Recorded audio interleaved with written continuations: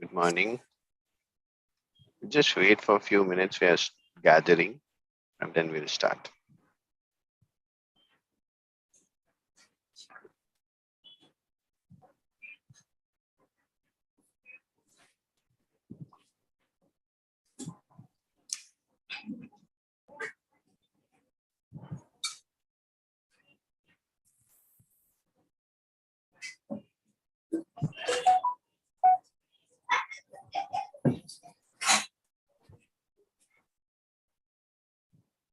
Hi, Viren. You were checking for voice.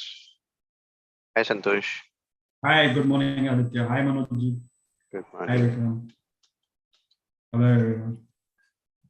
Hi, Santosh. Hi.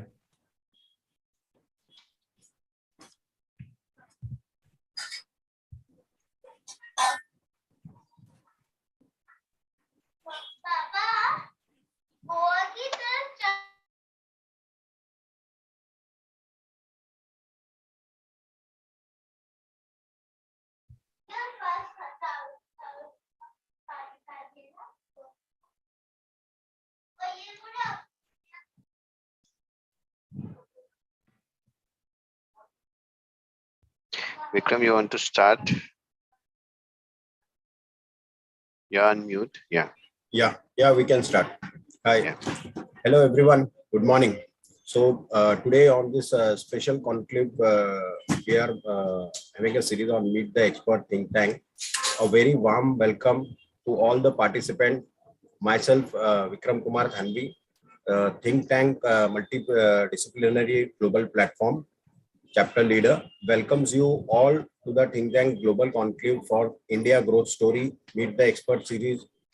We are covering in detail management think tank, valuation think tanks, IBC think tank, financial reporting think tank, RERA cooperative think tank, FPISA think tank, IPOs unlisted series pre-IPOs think tank, and capital markets think tank.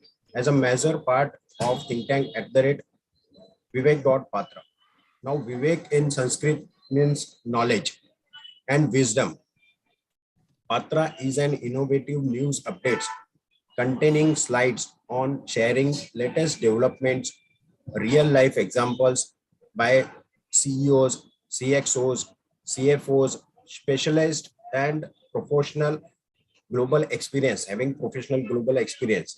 Today, we have Think Tank Multidisciplinary Global Platform special meeting for all our stakeholders in finance, corporate affairs, industry, and profession.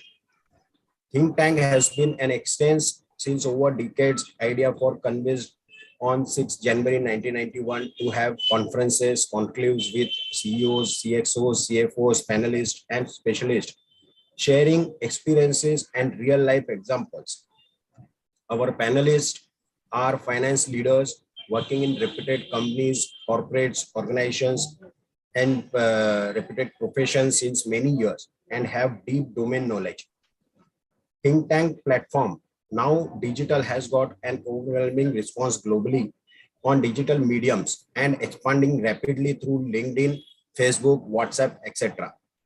Our participants and experts have rich experience in industry, profession, who have done ICAW, CPA, CFA, CA, CFP. They are from IIMs, CS, CMAs, ISA, DISA, FRMs, IFRS, BTech, Masters, PhDs, and sharing their knowledge, wisdom, spreading a reach out initiative globally.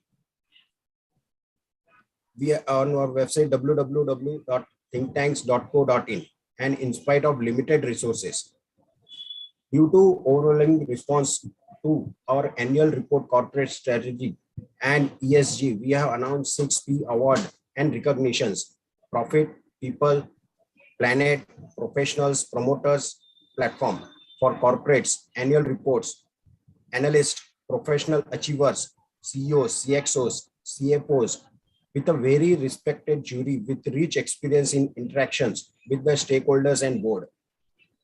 Their recognitions and awards would be announced with a rigorous process of scrutiny and choice and interactions with the participants.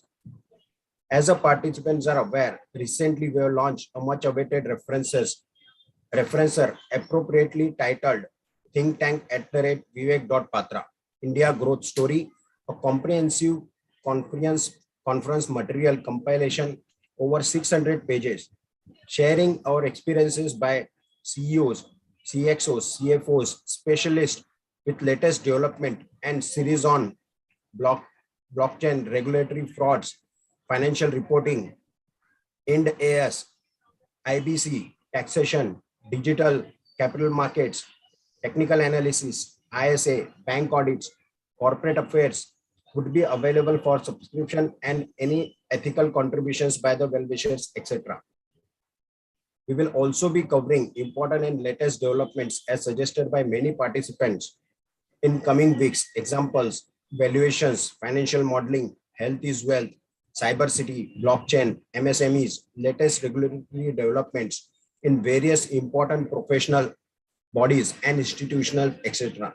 We request all to subscribe to Think Tank YouTube channel for watching summits, conclaves, webinars, join, connect, and network on Think Tank webinar group in LinkedIn, Facebook pages, Telegram channels, specially created on suggestion of many participants and panelists.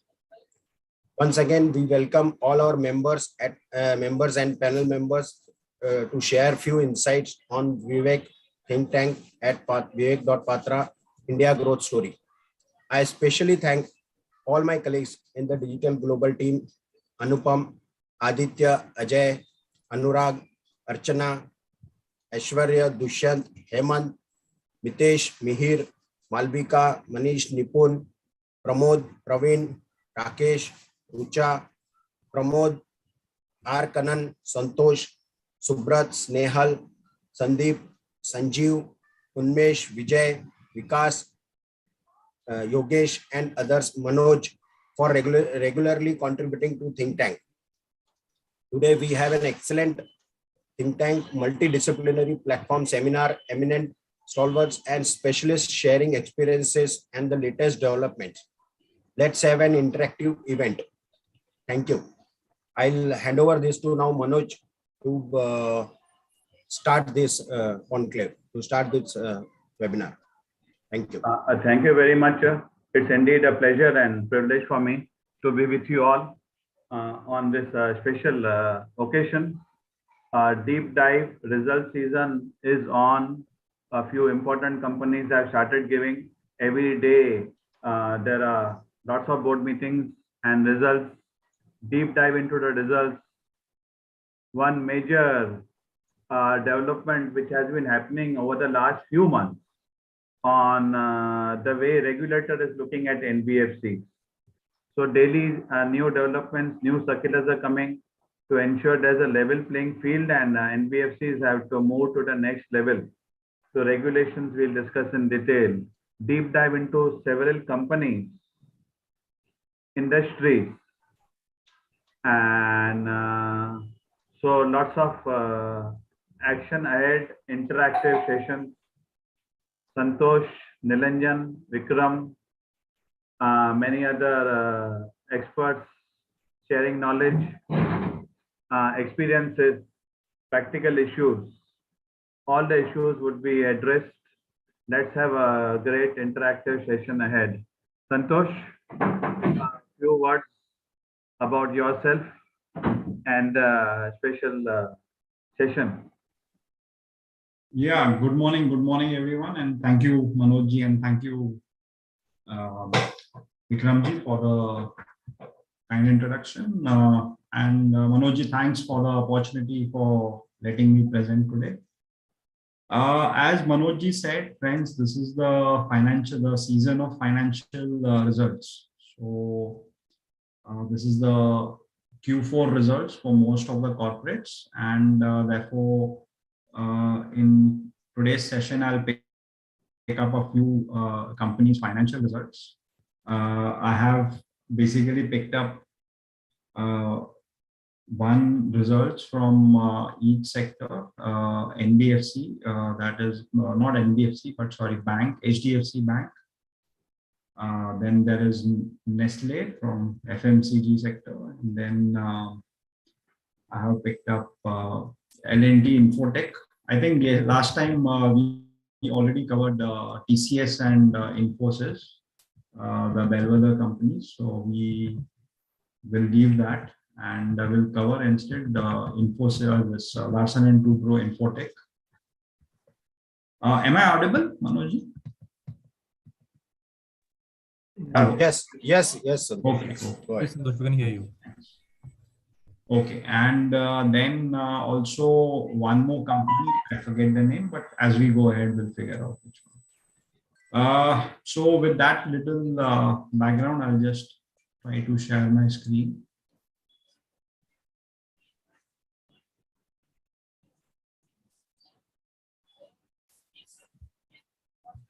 So let's start with Larsen and Toubro L&T Infotech. Basically, this is the results. As we know, it's a company in the Infotech in the IT sector. The P&L is in front, is on the screen. So Q4 against Q3, quarter on quarter, there has been a decent growth. So 430 crores, this is in millions, so 4,300 crores as against 4,137 crores quarter on quarter.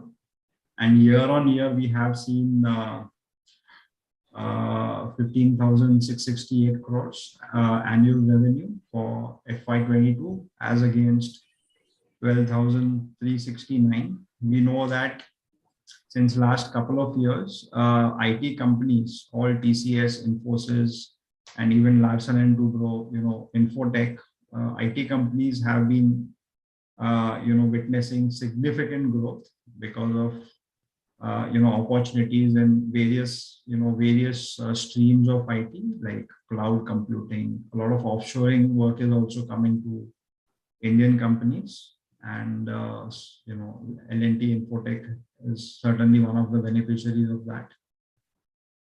In terms of now in service companies, one thing which I generally look at is the ratio between employee benefit expenses as a percentage of sales, as a percentage of revenue. And here, if you look at it, so last year, I'm looking at the last two columns, that is the annual columns, 74,000 on the sales of 1,23,000. So, this is almost just shy of 80%. And this year, on a sales revenue of 156,000, they have 97,000 million employee costs. So again, as a ratio, as a proportion to the sales, it looks like employee cost expense percentage has in fact, increased, because almost rather decreased, because it's, almost 60% now as compared to last year it was around 70 odd percent. So that's kind of a bit surprising to me, because Infosys and TCS, their employee costs have actually gone up. And therefore, if you look at the ratio of, employee cost, employee benefit cost as a percentage of revenue has, gone up in both those companies. Somehow in this L&T Infotech, it has declined. Which means that they have probably won more lucrative projects, less capital intensive projects, which is less employee intensive projects. So which means probably it's good. Operating costs have gone up. Finance cost is little bit is there. In IT companies do not have much of borrowings anyways. The PAT, if you look at the bottom line figures, 798 crores is their tax expense. So they have a PAT of 2,298 crores as against 1,938 crores last year.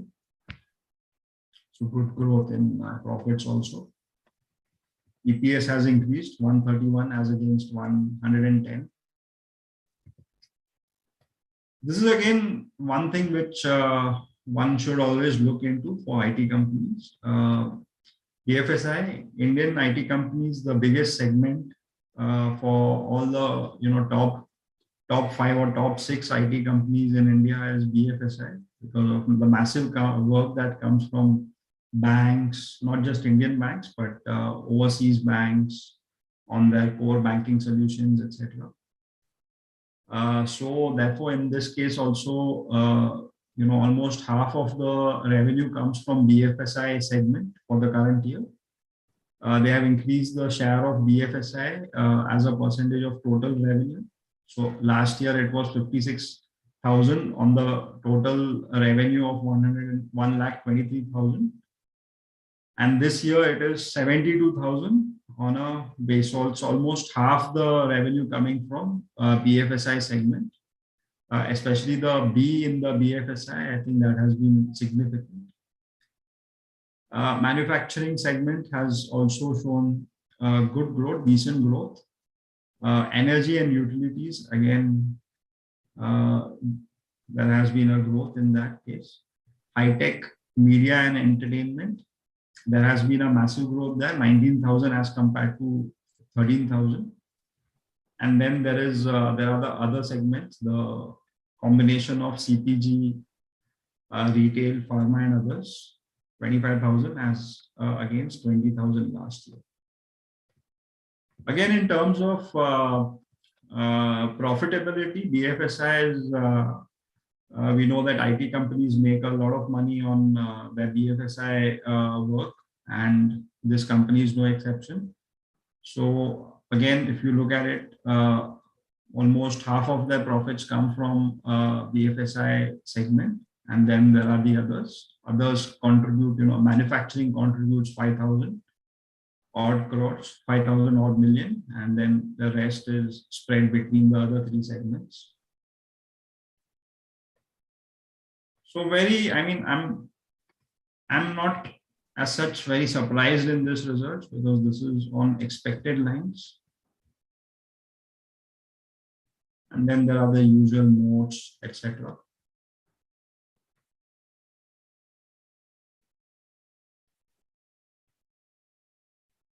COVID impact they have given, but increasingly, companies have stopped giving the impact of COVID, because although, for some part of this financial year, we had Omicron and, some of those third wave impact, but it wasn't as much as compared to last year.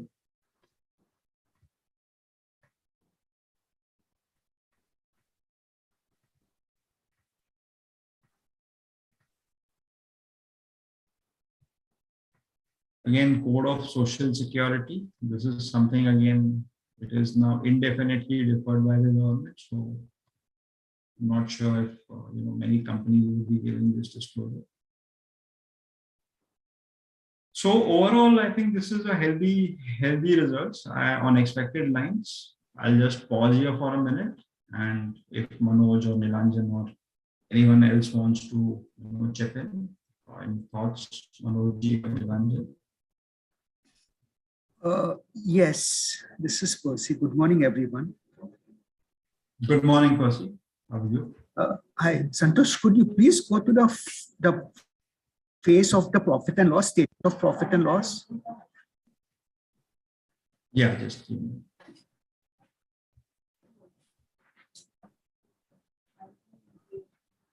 See, what is not coming out in this statement is, please go to serial number 6. If you could just go down a bit. They have straight away given a description, other comprehensive income. Now, this they have not classified into items that could be reclassifiable to statement of profit and loss, and items that would not be reclassified to statement of profit and loss. There are companies which give this breakup, and a Schedule 3 Division 2 requirement is also there. And the further companies also go on to give the components of those items which are reclassified and not reclassified. So from this OCI, I cannot, of course, it's a minuscule amount. It's just 78 crores for the current year, vis-a-vis 478 crore for the previous year. but still, this is with due respect, but this is. Yeah, no, I would agree because as per the LODR requirements, the line items need to be in sync with the most recent annual financial statements. So all the line items which were there in the March 21 line items, annual audited financial statements need to be there for the interim period as well. And therefore, see, I do tend to agree with you that they should have given this breakup. Probably the description is perhaps, it would have been ideal, but at least the breakup into what is non-recyclable and what is recyclable, that should have been provided. If not, I mean, further details companies do provide, but I think at least that fact of whether it's capable of being, it's going to be recycled in future or no, and that should have come. I do agree. Yeah, thank you. Thank you for giving me an opportunity to speak. Thank you. Always. I mean, do feel free to ask further questions. Yeah, Santosh, good morning. Good morning, Dushyant. Acha, now what Percy's point, is more pertinent because this quarter, the figure is in negative. That's right. Yeah, and one more thing, there was a talk that L&T is now thinking of merging this company and the other one, the Mindspace, whatever the name. I mean, what is that? Mindtree. Mindtree. So Mindtree and these L&T Infotech, they are planning to merge with L&T. So any thought on that? In the results, they have not mentioned anything as yet. I don't know. I'm aware. I know what you're talking about. There were media reports that there are, talks of merger between this company. Mindtree, I think they had acquired, was it last year or year before the last? And both are listed and both are, they have kind of conflicting business also. They compete with each other also at times. So they haven't formally mentioned anything in the result unless Manoj or anyone has picked up that. When Mindtree was acquired, there was an open offer also. There was a clear commitment that there will be no merger at that time, but then things are different. Stake has gone up and the number of companies have to come down. But there is no communication from any of the company's management, either Mindtree or L&T Infotech. There is another company also in the group, L&T Technology Services. They used to say the space is different, customers are different, competition is different. That applies to Mindtree also, which has strong footprints in the digital space. But ultimately, the way industry is consolidating, the size matters to get bigger customers and bigger size of orders. So there should be proper evaluation and communication, not only about acquisition of consolidation about two, but about technology services also. So the investor should be clear on which company is going to operate, is going to grow at what level. Otherwise, it is very difficult to make out when there are three companies and there are overlaps also. Point is, if you see the verticals in the segment wise, it is very clear there are overlaps in segment reporting. No, apart from that, Manoj, I think in the IT space, if you look at companies like TCS and Infosys, I think IT companies, they are getting large contracts from governments, not just from Indian governments, central governments or state governments, but also, outside of India, governments, in various other countries also. Now, if you want to bid for those contracts, ideally size would typically, one of the criteria would be the size of the company. So it makes sense for L&T to merge with Mindtree. And they would be then, be competing with these companies for large contracts, government contracts.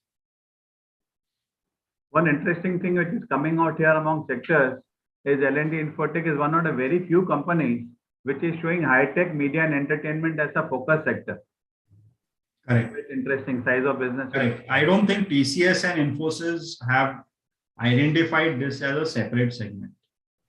So it's interesting, and manufacturing has been a strong focus of L&T Technology Services, projects, plant-related software, automation software, mostly in the manufacturing thing. And here also, there is a significant growth from 5522 to 7195 on a Y to Y basis. It's really fantastic growth. Maybe it's a pickup in manufacturing. So quite interesting. If you compare this to TCS and Infosys, BFSI is of course the largest one, but after BFSI, TCS has retail. The second largest segment is retail, which, whereas L&T Infotech, the retail seems to be a smaller piece. Growth is significant from 5562 million to 7175 million YOY. Retail, pharma. Yeah. So very, very high growth. No, and most of these retail companies especially have had to go, digital because of Corona, because of lockdown and travel restrictions. So a lot of opportunities for companies like L&T Infotech. Okay, moving on to the next company, I picked up Nestle. Again, from FMCG sector. We know that Nestle is a December year-end company, and therefore this is their first quarter for the financial year. So it's not Q4, but it's Q1 for FY22. FY22 is FY calendar year 22 in that case. We know that multinational companies, subsidiaries of multinational groups have, an option to go with December year-end financial years. And they have to apply to the NCLT and get approval. Once the approval is done, then it's, they can transition to December year-end financial years. So Nestle, looking at it, domestic sales quarter and quarter, we have 3,000. This is in millions, so 3,794 crores versus last quarter 3,559 crores. So there is decent growth. Export sales, a smaller piece, 156 crores on a base of 146 crores for last quarter. Operating expenses, operating revenue, 29 crores. So whatever. So total income, they have 4,000 crores as against 3,766 crores. Cost of materials consumed, they have for this quarter 1,845 crores. So almost, it's about 45%, 47%. And last quarter, it was cost of material was 1,662 crores.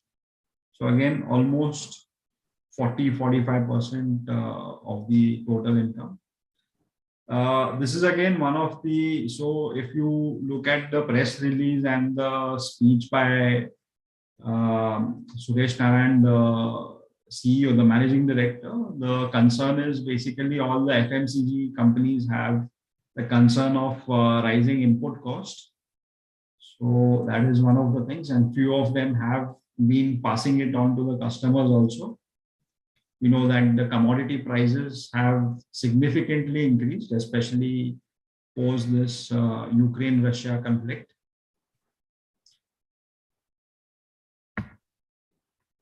And then they have finance cost, employee benefit expenses. Bottom line for this quarter, 594 crores as against 386 crores last year. Other comprehensive income, as Percy rightly pointed out, the breakup has to be given. So they have given this breakup of what is the nature of OCI and whether it will be reclassified or not reclassified in the P&L subsequently.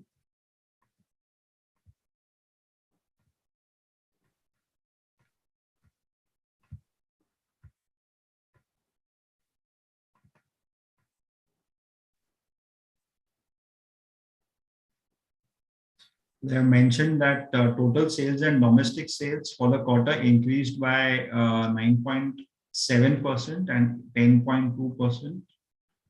Domestic sales growth is broad-based and largely driven by mix, volume and mix. Export sales were lower by 1%. So overall, if you look at it, sales has increased, but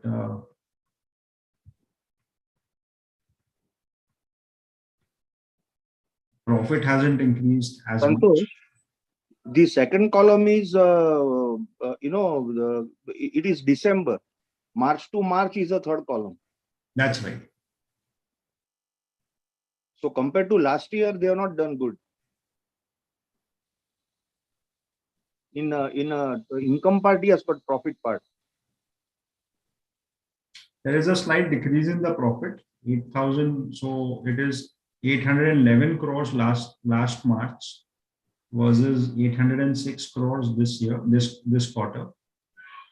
Annually, it is 2,883 crores. So yes, there are concerns in terms of in the bottom line, and I think that the newspaper articles also highlighted that profitability is shrinking in case of One interesting thing on the P&L side, looking at the numbers and looking at what is happening in industry. Here on the revenue side, exports have gone down. That is very disappointing. Nestle has been always a fast-track growth company. And looking at exports, if you look at what ITC is doing, significant jump in exports in this year. We have seen 3 quarters, and this quarter is yet to come. But significant jump. Here it is explained by way of a footnote for Q4 Nestle, and that due to change in product mix, export is down. But that has disappointed because EBITDA margins is what everybody looks at on the revenue side. On domestic sales side, of course, they have a good product mix on the F&B side.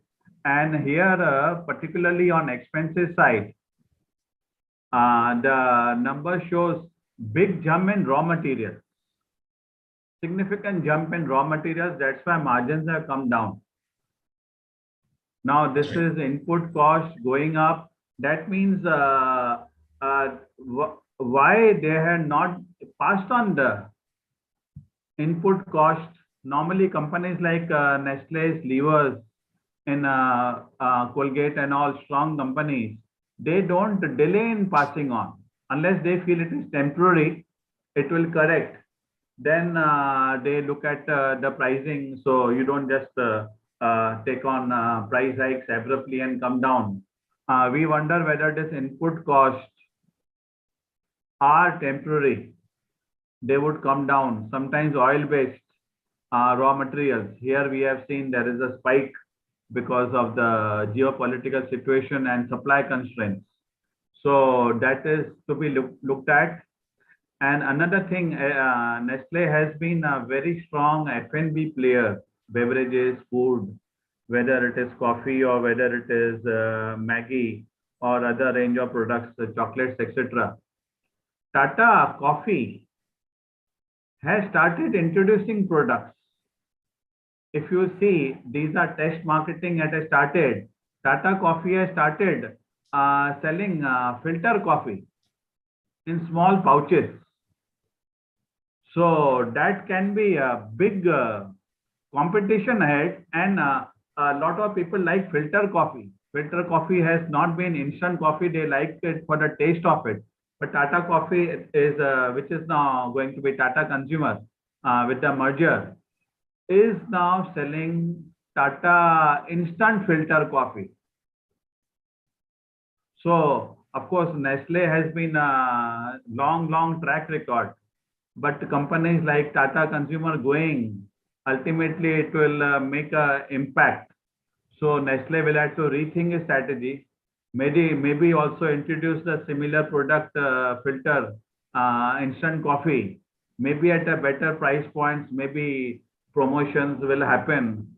But and also Patanjali, FEO has come. FEO has been very successful, and they are talking about expansion into foods in a very big way. So here also competition could be significant. So Nestle has to be on the move. One of the finest MNC company, growing company. The head of Nestle has been very actively involved with CII incidentally, and became very high profile in the pandemic period. So regular disclosures about the market, about the industry, particularly in pandemic COVID times, and looking at CII, full leverage of advantage was taken, and to see 2021 was very high growth. 21-22 apparently seems to be a year of consolidation, and we'll have to see what is the strategy going forward. Particularly maintaining EBITDA margins is essential for such strong MNC companies. I agree, Manoj. I think FMCG, the competition is increasing significantly, not just from the established players. Tata, you're right. I mean, Tata consumer products is coming up big time with various things. And I mean, most of their product portfolio, they would be competing with Nestle and ITC. And again, also there's significant competition coming up from all these startups, food startups. So that is again something we'll have to watch out for.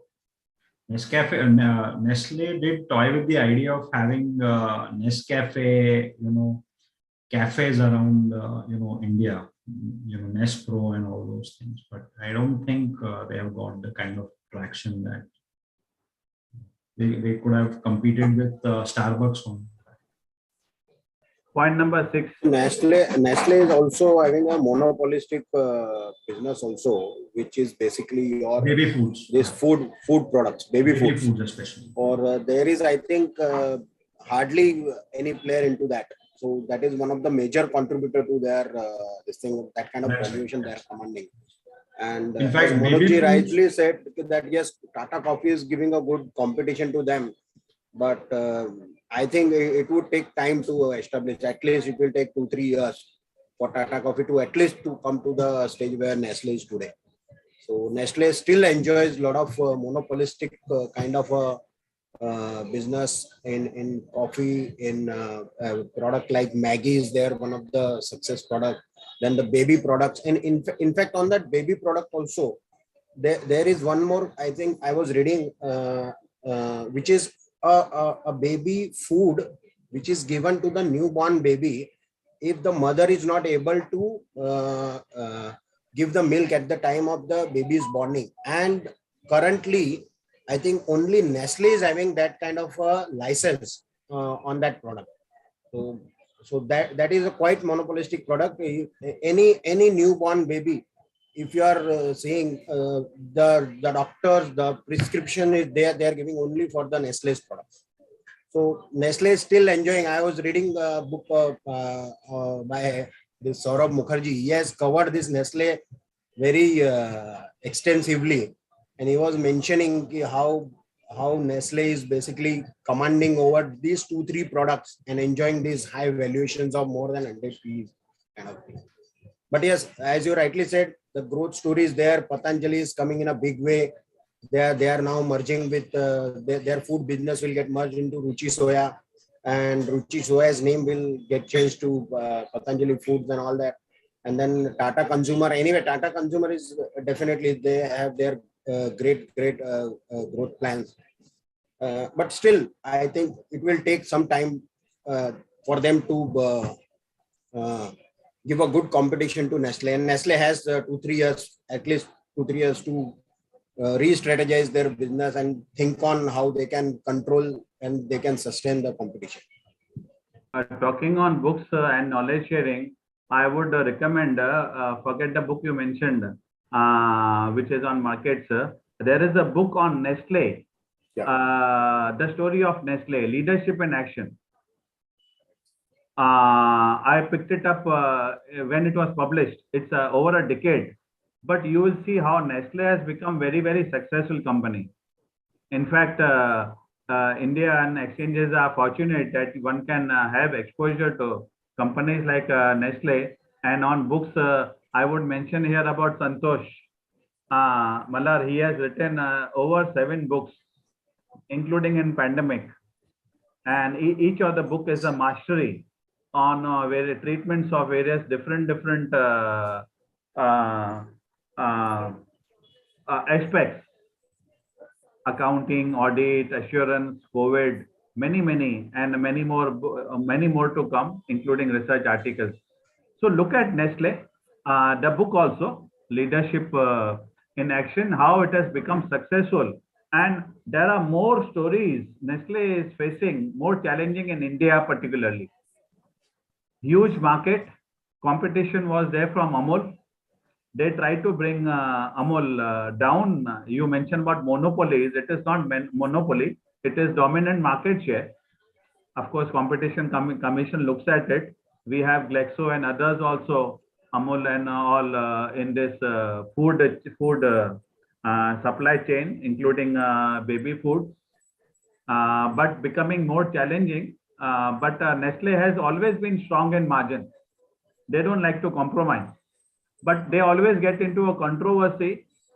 Something is there, either political pressure or F&B. It happened about Maggi in the pandemic, right? When the stock went to 6,000. Then people thought something, there was international level clarification. But such opportunities always, Nestle always gets back into action. No, the bounce back after the Maggi episode, the FSSAI, the ban, etc., is again, it's quite an epic, Manojji, because the way they re-strategize their entire distribution chain after the Maggi fiasco was something which, I mean, it's, serves as a lesson for a lot of other corporates. Nestle has been doing calls also with the analyst at physical level and on online level. ITC just started this practice. I hope they continue, but that helps by way of disclosures. The main thing is we mentioned in that 0.6 in Nestle, they have mentioned only one segment, food. I think there is a time for reconsideration whether they should give classes of foods, beverages, coffee separately, maybe Maggi and other categories separately. Apparently, there should be 4 categories. If not 4, they should start make it instead of 1. Then need to make it at least 3 categories. So information is available to investors to benchmark with other companies. Otherwise, there is no way they can get the data. It takes time to get data through market survey agencies, Nielsen's, etc. So if I can just quickly add on Nestle, I think we spoke about Tata Consumers, right? Bringing out the new filter coffee. I think it is also need to be understood in the backdrop of the super app that they're trying to develop, and they're trying to, actually in a very, very big way get into the digital space. So probably that could be one of the reasons that they have, kind of a trying to leverage on an established coffee market in India. Right? No, absolutely, Nilanjan. Tata Neo, I think from my experience, the way I would look at it is it will redefine the entire thing. Exactly. Because and the digital strategy that Tata Group is having, I mean, 3-4 months down the line, they're going to come up with a very big digital education, which will be as big as Byju's. So again, Correct. there are very, very ambitious plans for digital business. Yeah. And again, coming back to Nestle, I think one very important aspect, which I'm sure you would have also noticed, Nestle is one of the very few companies which disclose the CSR expense as a separate line item. In my experience, at least, I have not seen any other company showing that. A lot of Tata companies do that as well, but you're right, Okay. very few companies do that. Yeah. You're right. What is the number? 11 million for this. 110. 11 crore for this quarter. Yeah, and how does it compare? Oh, there's a big jump also. Yes. It's a matter of pride in disclosure. Correct. Instead of a footnote behind which hardly anybody reads except for the person who's looking for it. They are showing, and this also shows next year the number is not going to come down. Otherwise, people will ask, where did the item go? Correct. Correct. So it's good. And Nilanjan, thanks for pointing this out. I think this needs to be pointed to all the relevant corporates. Right. Who talk about it, but they don't deliver it. And this is good. Nestle is taking the lead among the companies who are given the results first. Sure. And who are even giving results next week. Once they come to know through this platform, this is happening, many more companies should do. I think at least all the Nifty companies must do, or the top 200 companies certainly should do. Good, very good point. Okay, moving on to Hdfc Bank. I picked up the press release because that's quite, they give it they give a snapshot of the financial results. So net interest income is up by 10% as compared to last year, last quarter rather. So 18,000 crores versus 17,000 crores. Fees and commission also up 12% quarter on quarter. Net profits, it's up by 22%. I think if I recollect, Hdfc Bank is in fact the most, if you compare the profit, net profit as a percentage of the total advances, this is by far it's, the most profitable bank amongst the, all the Indian banks. And then you have the total deposits, again, a significant increase by 16%, 16.8% as compared to last quarter. Total advances on the asset side, you have 20% increase. So that is mammoth 13 lakh crores versus 11 lakh crores last quarter. Balance sheet side, of course, there's an increase by 18%.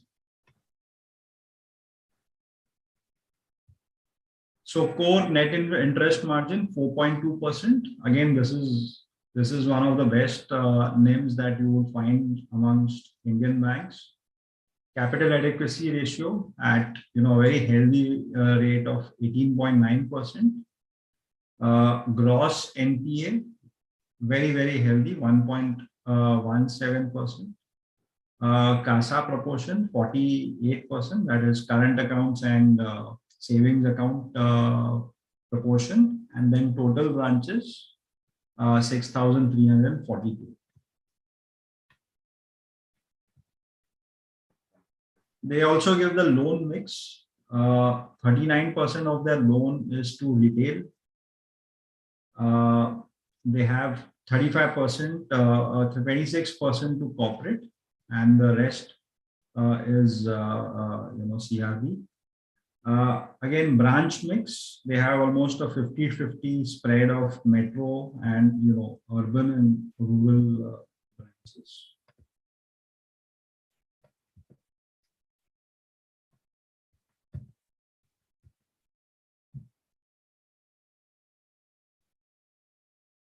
So again, here the net interest margin as a percent, to assets 4.2%. Net interest margin, interest earning assets 4.4%, 4.2% for this current quarter. Net credit margin again 3.5%. Wholesale fees as a percentage of fee income, again it's in the range of 6 to 7%. Employee headcount has gone up. In December it was 1,34,000. Now it's 1,41,000. Cost to net revenue as a percentage, it has slightly gone up, 38% as against 37%. And let's look at the growth in advance. There has been a significant growth in advance. Most of them have been CRB, 30% growth. One little abnormality for count of employees, isn't it? It doesn't normally happen. No, sorry, this is I think 22, right? Acha, this way. Yeah, it has, they have given, it has gone up significantly. Yeah, from one. they have given the other way. And from 141, and one major reason is after a long time, HDFC Bank has opened many new branches, over 500 new branches.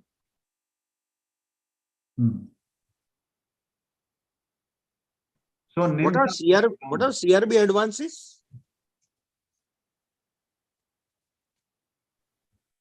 Defined it somewhere.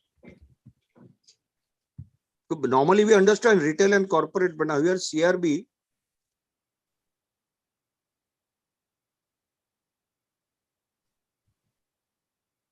Looks like some agricultural advances.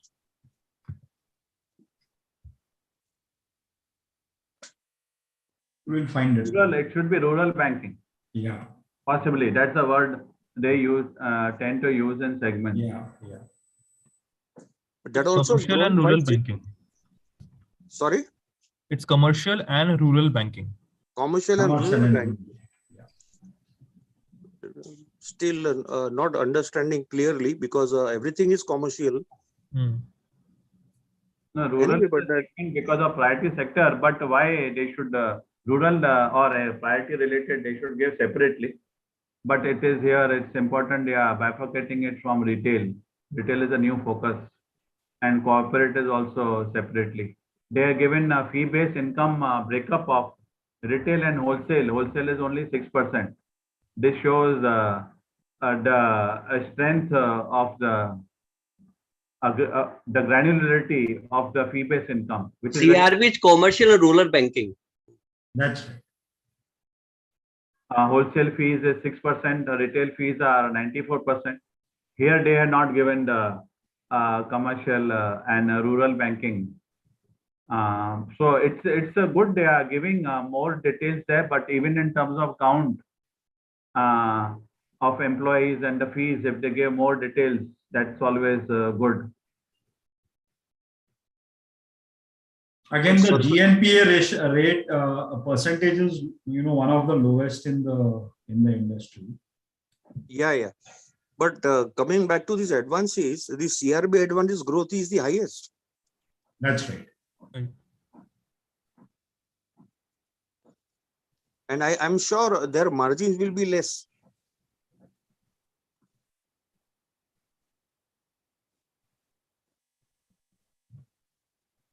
HDFC Bank is a bank which always look at margins, and margins of over 4%. They are done not only on overall basis but also on interest basis.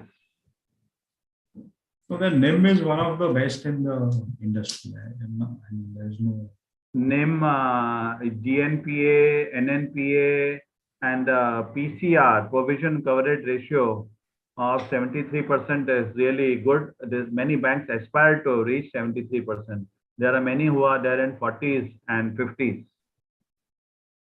And CASA ratio, a differentiator, it is 48.1 here. the CASA here, when you compare with the CASA in RBL, yes, or IDFC is different. Here it is 48%, but when they give among the lowest rate in FDs. While in cases of RBL and IDFC, Yes Bank, they give very high interest rate on FDs, and but it is qualified under that savings account. RBL and all, they give higher rate, and they show as CASA. So here 48.2% ratio of CASA, right? HDFC Bank and SBI are among the highest, and that's why they deserve premium valuation. Yep, absolutely. Because when the deposit rates are low and still they have this CASA so great number, it's really commendable. I think the trust quotient is pretty high in case of HDFC Bank. Right? So you feel comfortable if you have your fixed deposits with HDFC Bank as against some of the other. But interesting thing to note is even their communication recently, even after the results, HDFC is talking about focusing on opening branches and reaching the last mile for every X million number of population. They want to have a branch. So that means the digital banking, fine. But they believe in both a hybrid mode, digital and also reaching the customer by branch. While there are some people who are saying branches are not relevant, they are not visited branches for years altogether. But HDFC is going very, very strongly, opening new branches and also saying it want to have more and more branches. Yeah, what they said was that strategy is very relevant, and HDFC is very, very careful in planning and executing strategy. Yeah, what they said was that right now they've got a branch every 5 kilometers. They want to come down to every 2 kilometers. HDFC branch at every 2 kilometers. So people don't have to go much further to bank with HDFC. That's the thing. That means that their branch network will more than double. So this is in spite of digital. So that means more branches, more people are coming in branches, and then they'll be told how to do digital. So ultimately the cost to income ratio will also come down. But this shows the eye on the ball on the revenue side. There are many banks which are struggling to show credit growth of 8 to 12%. Overall system growth also, what RBI is talking about, is struggling to reach double digits. And here double of that, 20% plus advances growth, even a balance sheet size, 18% growth.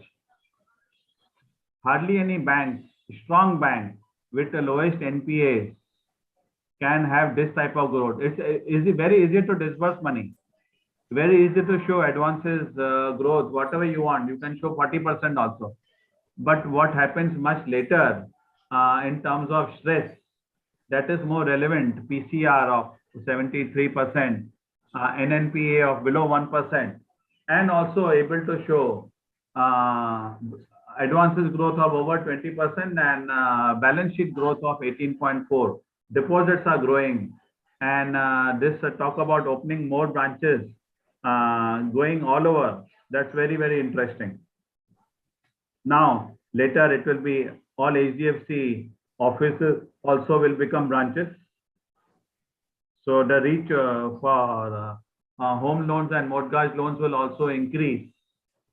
Highest numbers in disbursement. This talks about the how they want to capitalize on the India growth story. Right. I think this table is also quite helpful. It gives the mix of the products. The largest one is the commercial and the rural banking, excluding agriculture.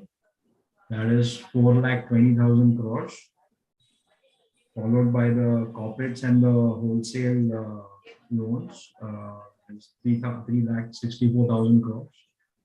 Very You useful. have the auto loans of how Payment almost product, 1 lakh crores. one of And the, then personal loan of 1,40,000. Yes, Manish. yeah, very useful table. Payment products is mentioned here, which has shown good growth.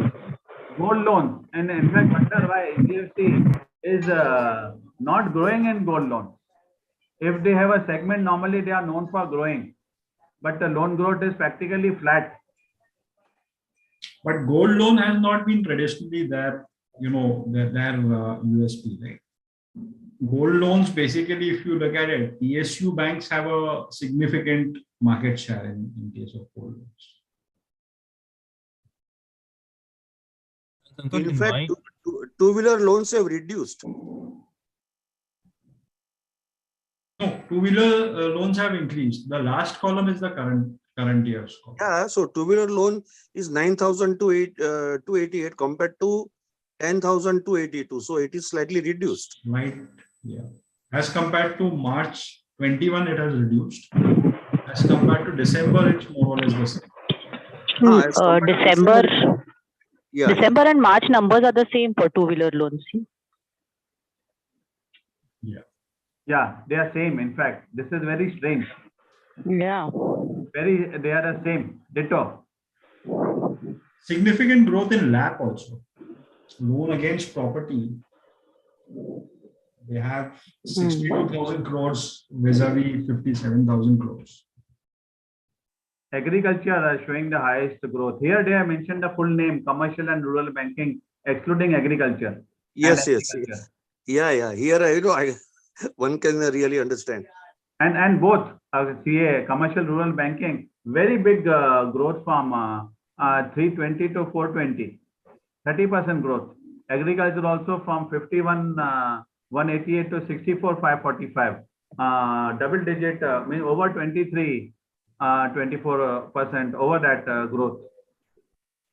So rural segment apparently is doing well, and hopefully they have good underwriting skills in this. Hopefully. That has been their strength, right? Despite of 2 years of COVID, if your loan book is increasing and increasing significantly, and still if your GNPA ratio is 1.17%, then you have done a fabulous job. Right? But two-wheeler and gold loans need to be red flagged. They need to buck upon that because the cost would be increased based on inflation. So they need to improve profitability. Here, apparently, profitability will go down if the cost keeps on increasing. At least the inflation factor has to come in. Nominal value of inflation should come in the growth. Besides the growth in GDP factor and the growth in credit, as per minimum, at least they should achieve what RBI policy is talking about in each and every segment. There is a there's a comment in the chat box with regards to merger is favorable in shareholders of HDFC. I think JSG has left a comment in the chat box. I'm not sure what is the question, but JSG, if you want to unmute yourself and speak up, you can feel free to do that.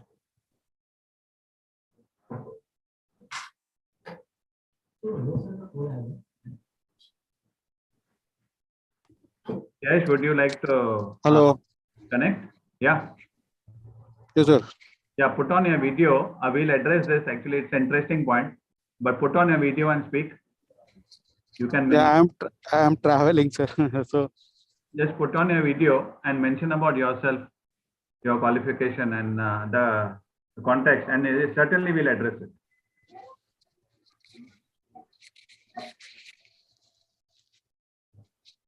right now I am traveling, sir. Yeah. Okay, you can speak up. No problem. Yes, sir. Yeah, it's reliable for HDFC shareholder.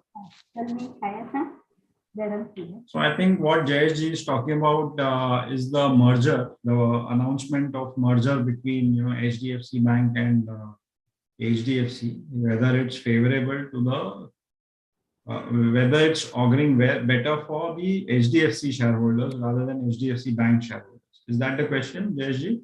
Yes, sir. Yes, sir. I'll address that. Then 42:25 is the ratio. Manojji, what do you think? I'll address that. Now there are two aspects. One is HDFC, as Mr. Deepak Parekh said, the father is now merging with the son, and HDFC has been the holding company. So intrinsic value and the pricing of holding companies, although the business has been home loans, LAP, etc. So there is a little discount in terms of holding company assets. So in such mergers, usually the part of the intrinsic value comes out in terms of ratio. Here we have also seen the developments in IDFC and IDFC First Bank case where the management has talked about merger. RBI policy also allows that. And here that is one aspect. Ultimately here there is a marginal gap. Today, if we look at the closing rates yesterday, but the gap is very marginal. It is just about 2%. So for people looking at arbitrage, maybe who want to hold HDFC Bank shares for a long term of maybe 2 to 5 years, the current price is subject to dividends, and dividends are different for each.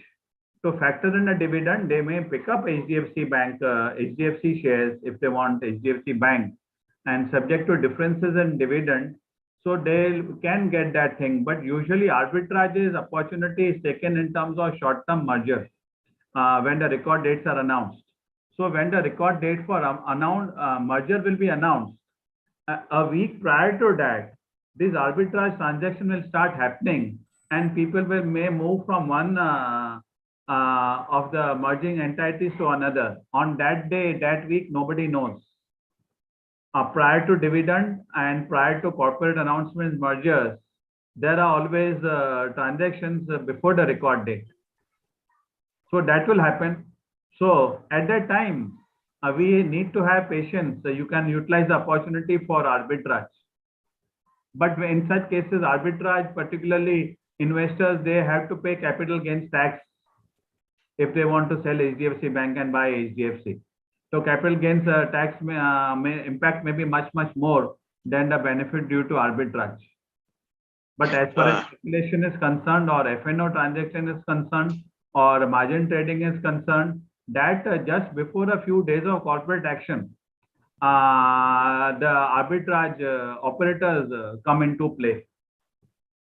So Manoj, one question, like suppose this merger happens and there must be some mutual fund which will be holding like individually these two entities is less than 10%.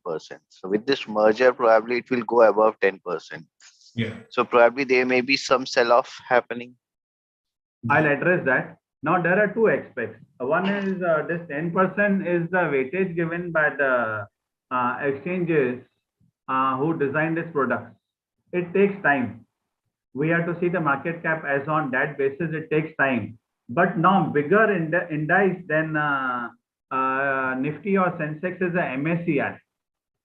So there is expectation that when it comes into MSCI, so many FIs will start buying. They'll get space and they will buy. So one needs to watch out for that. MSCI has its own rules in respect of floating stocks also. So floating stock has to come to a certain level. Some people feel it has to come down before it comes up. And incidentally, in the last 1 week, we have seen the prices of both have come down. But ultimately, the stock has to come in MSCI. That will be a bigger advantage. And of course, like Reliance, as larger people grow, so the total it will be 10%. And LIC has to come way also when the LIC IPO comes. It will have a certain weightage in for LIC also. Weightage for insurance sector will come back. But you are right. Some mutual funds will do reallocation. So this way, so like when you mentioned that LIC will come and they will have some weightage in the index also, like maybe NSE will give some index percentage to them. So probably this may result into reduction of HDFC's percentage, which is approximately 14% of the index weightage today. Certainly, the merged entity is expected to come to 10% as far as Sensex or Nifties are concerned, but MSCI weightage will come. So FIIs often makes a decision based on the MSCI level. And but what will happen? We have to see the weightage of the financial sector, the BFSI. So whether BFSI sector will go up, there is a bank Nifty also, and BFSI sector as because many to do the allocations of in financials, tech, pharma, energy, utilities like that. So here the weightage of financial, including insurance, banks, NBFCs, apparently it will go up, possibly. But we are also seeing energy weightage going up recently by leaps and bounds. Adani Greens and Adani Powers, Tata Powers, and maybe a few more companies will enter. So here that also needs to be watched as far as the weightage, a few percentage go. But this weightage is and allocation is going to be very exciting. But they talked about 18 months. I wonder why Deepak Parekh and others talked about 18 months. We discussed the company law bill last week, which talks about fast track mergers. And if you need SDFs, you need court approval also. NCLT approval is required, but the whole merger went G, in spite of so many issues with institutional investors and courts. They say 9 months. And here merger, which RBI has already noticed and acknowledged on the day the RBI policy came, the RBI governor said, yes, Hdfc merger proposal has come. So it should not take more than 9 months. But Hdfc known to be conservative, they had talked about 18 months. And here the question of arbitrage also comes. We talked about that pricing. 18 months is a different impact. 9 months are a different impact, and quite a few weeks have already passed. But the indices, financials is going to be very exciting to watch. And also they have their ADRs which are listed in the US. So that will probably be one more aspect to the approvals. Yes, all the liquidity in ADR should move up. But one signal which comes in is HDFC is the first to recognize the strength of banking and low-cost deposits, advantage of that, and the disadvantage of high-cost deposits. HDFC is a leader in always deposits in FDs. They pay the lowest among all, but the comparison between the FD rates of HDFC Bank and HDFC are quite a bit significant now. So this merger sets the lead for all other NBFCs, which needs to either they need to merge or they need to get a payment bank license. So then payment bank. In fact, Manoj, I think last week the RBI governor also in one of his speeches, he alluded to this fact that NBFCs need to find a way out to restructure themselves and see if they can convert themselves into banks. So I think the regulator doesn't want too many NBFCs at the moment, the way it is. I think that's. And that is true. And RBI clearly wants NBFCs which are strong. They don't default as go bankrupt as happened in particularly DHFL, and also there are issues on Reliance Capital and Reliance Home Finance also. Although Reliance Home Finance being strong, very strong, housing finance sector is among the strongest because of diversion of shareholders' money and the NCLD holders' money to corporate loans, which are of course guaranteed by Reliance Infra to the extent of 3,000 crores. But there is a play in that corporate reputation and kind of regulations RBI is involved, whether they can enforce the corporate guarantees Reliance Infra is given to see such defaults to NCLD holders don't happen. So they want to strengthen the NBFCs. Strongest sector in housing finance, there is no need for any NBFC to default or shortchange the NCLD holders or the shareholders. So they want to ensure the commercials are in place, cost of deposits and lending, provisionings are in place. So they are coming out with regulations and the norms, the IRAC norms for NBFCs. Scale-based, yeah. So that's what the IRAC norms and the scale-based regulations are the regulations in that direction. They want the NBFCs, so except for the cash reserve ratio and the SLR, most of the other regulations they have now introduced for NBFCs more or less. Yeah, we'll do and it. That was one of the reasons why HDFC, the cost of compliance was increasing, and that was one of the rationale that they gave for the merger. Acha, Santosh. Dive into each of the norms, IRAC norms and the asset-based classification norms, each and every detailed circular we'll discuss and do a deep dive. Yeah, Dushyant, yeah. Yeah, one point also we need to keep in mind that when HDFC merges with HDFC Bank, then the total shareholding of HDFC into HDFC Bank will be cancelled. So that is something like about 21% of the overall capital.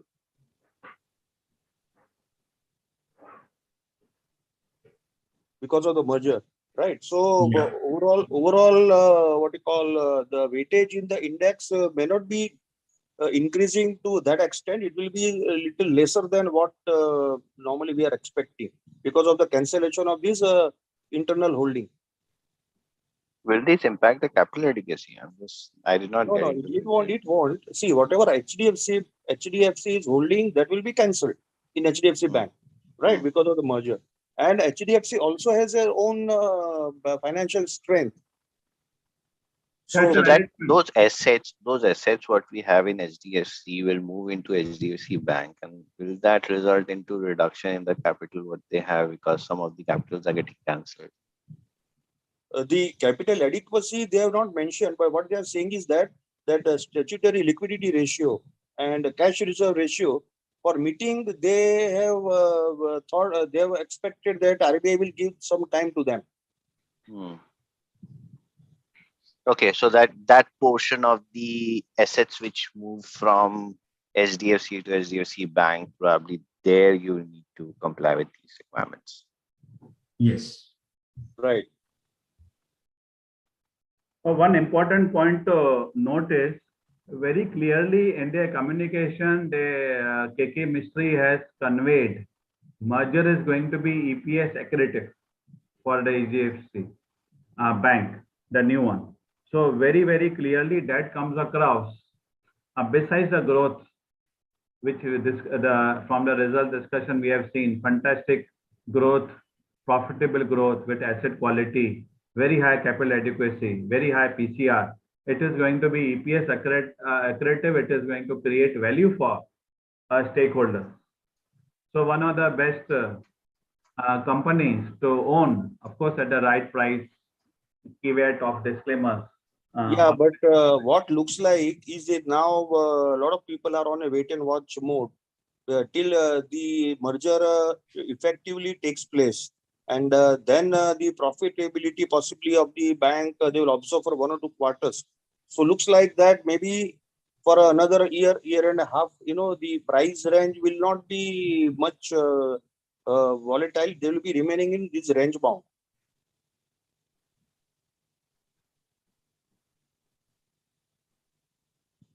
See, one of the important thing which I was going through with one of the analysts, which is Virender Bansal of Omkara. Let's not quote the analyst here. We are not allowing the outsiders' names, please. Okay. So what he was basically mentioning is that HDFC should have announced the merger and should have not announced the merger ratio to unlock the value of HDFC Limited's value of their holdings. Like they hold Group Finance, Bandhan Bank, they hold other companies also which are not listed. So that has not been considered. So HDFC Limited has a lot of value inside it. Now with this merger ratio, the arbitrage, as Manoj has rightly said, now it has, I was looking to 3 days back, it was somewhere around 4%, which was not quite good to have and hold for another 18 to 24 months to get into the HDFC Bank this thing. So currently, I think, and the rally has also, the HDFC Bank has rallied up 160, 200 rupees now again back to the below that. Before their merger, they announced, now it is below that rate also. I think the new investor should now start investing in HDFC Bank only rather than HDFC Limited, as the merger ratio has now been fixed. So it becomes indifferent. Like you can go into any stock you buy because you get a conversion. Yeah. And, as we have done the calculation, it makes sense to buy HDFC rather than HDFC Bank. Because if you buy at today's rate, say like 2,205 into 25, divide by 42, you are getting some 50, 60 rupees discount on HDFC Bank. That is the arbitrage. So why should anyone as of now will buy HDFC Bank? They should buy HDFC only. And plus, this has reduced the speculation also. Like if you think about if they have not defined this valuation, probably people would have speculated and assumed that what will be the valuation. Individual people will come up with the valuation. I think it makes sense that you appoint a approved valuer to guide them with the valuation and come up with the conversion ratio. Yeah, the valuation exercise, I believe, was a massive one. They valued all the shares of the subsidiaries also, all insurance companies and everything. And they've fixed the ratio based on this. It may be a month before or whatever date. So the future movements of any of the shares are a different story. But as you said, now the the speculative part is out. So it is pure in the strength and the person's perception of the strength of HDFC Bank only. The prices are going to be going up or down. And this is for the investors' awareness also. Like now you let your investors aware that no, there is no speculation left. Yeah. Two So interesting the prices of both will move in tandem.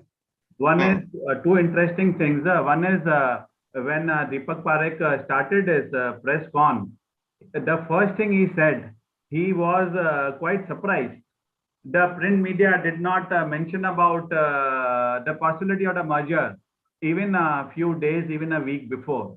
The way the exercise was done, of course, the stock prices had started moving up 3 or 4 days before that, and people are wondering, they were thinking maybe it is due to FI buying, they want a Nifty to go up. But he clearly mentioned the press did not report it. So it's very, very important. This has removed that speculation about the ratio.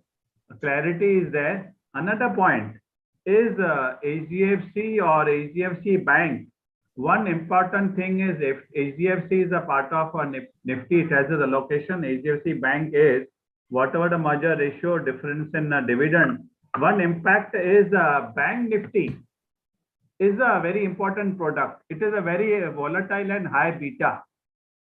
So because of that, suppose somebody has HDFC Bank or buys HDFC, he gets the advantage or disadvantage of the beta and Bank Nifty.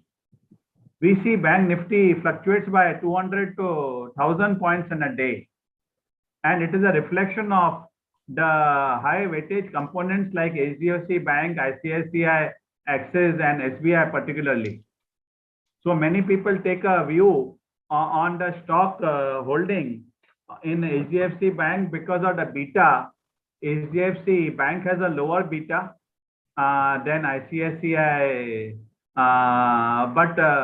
but comparatively to HDFC, the banks have a higher beta. So Bank Nifty is very, very important. So if one wants to play on beta and the fluctuations will continue as long as markets are there. And often we see fluctuation in a range of 30-40% per year. Fluctuation range, from 1000 to maybe 1600 or 1700. So HDFC Banks has a different opportunity that way. And HDFC. Okay, so sorry, Manoj, as much as I'm enjoying this discussion, I'll have to leave now. I've got a hard close and I'll have to leave. So thank you all for your participation, and thank you, Manojji, for your opportunity to allow me to speak. And I'll hand it over to, I guess Nilanjan is taking a session on scale-based regulations. So over to you, Nilanjan. Wonderful insight, Santosh. Excellent result. Deep dive into each of the companies we looked at it. We look forward to more deep dives from you. Thank you, Manoj. ITCs, Hindustan Levers, many more. So wonderful insight. Yeah, nice presentation, Santosh. Thank you. Thank you, Santosh. Thank you. Thank you, person.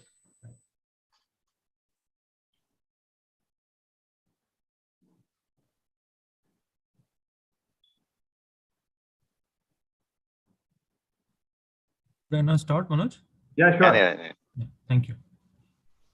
Let me share my screen. We do a deep dive into the latest developments.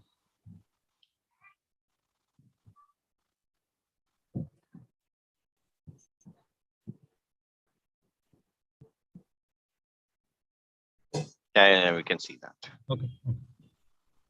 So I think as Manoj was mentioning that as far as financial services entities are concerned, especially NBFCs, there have been a flurry of developments which are applicable to them from the current financial year. So we thought that we'll just provide you an overview of that, and then we'll open up the house for discussion. Right. So if you go through the agenda, that's what we're going to cover, and we will also cover one of the recent happenings about the purchase of loan portfolio by Reliance ARC in the same theme. Okay, so I think that's what we know. You also know me. I am Nilanjan. I am a chartered accountant with an experience of around 15 and a half years, right, in the accounting and auditing world. My present role, helps to steer the audit team on various accounting and auditing related aspects, especially on the new reporting requirements, for example, CARO, Schedule 3, and any other auditing challenges that any of the audit team would face. Now, from a disclaimer perspective, the contents and the discussions are independent views of the professionals and are only for knowledge sharing, deliberations, or best practices for India growth story, discussion purposes and awareness only, and not views of the platform. These are only for educational purposes, and people should consult their own advisors before they take any decision on the subject matter. This disclaimer is very important. It applies to all the sectors and stocks discussed in the during the interactive sessions also, everything. Yeah. No recommendations here. They are just for discussion and understanding purpose. Yeah. So again, from a new regulation perspective, what I felt is important is that we cover the scale-based regulation, which would be effective from October 22, as well as the new and very recent overhaul of issuance and monitoring of debit card and credit card mechanism by banks, and from a overall governance perspective, which would be effective from July. So one point which I would like to highlight is that the overall theme which is emerging from all these new development is that the regulatory framework for NBFCs are getting more and more regulated, right? So there is much more insight or much more strengthening of the overall framework. There are regulatory restrictions that are being placed. There are increased amount of information which the NBFCs are required to periodically submit to various stakeholders, especially from a financial reporting perspective. There are enhanced disclosures that are expected to be made. From a credit card and debit card mechanism, it strengthens the overall framework and the general behavior not only of the issuer of debit card and credit card, but what is also expected from us as a consumer. That also has been an area of focus. Uh, uh, what is also interesting to know is that subject to certain conditions, even NBFCs going forward are permitted to issue debit cards and credit cards. So we'll cover all of them in a much more detailed way. But I thought to initiate the discussion, a thematic review is very important. Okay, so now let's take a brief recap of what is a scale-based regulation. So what happened is that the RBI looked at the overall framework in which the NBFCs operate, and they felt that instead of happening so many classifications of NBFCs, there has to be one principle-based classification of NBFCs across the financial services sector. So what RBI did is that in the last year, they came up with this concept called scale-based regulation, which is basically that all the NBFCs which will operate in India will fall in either of these 4 categories. Okay, and these categories have been framed based on size, activity, and perceived riskiness of that particular NBFC. So it is a principle-based and a threshold-based criteria. And so if you would look at the thresholds or the layers, as they call it, there are 4 layers, starting with the base layer, then we go up to the middle layer, upper layer, and top layer, right? And there are various conditions that has been mentioned for each and every layer.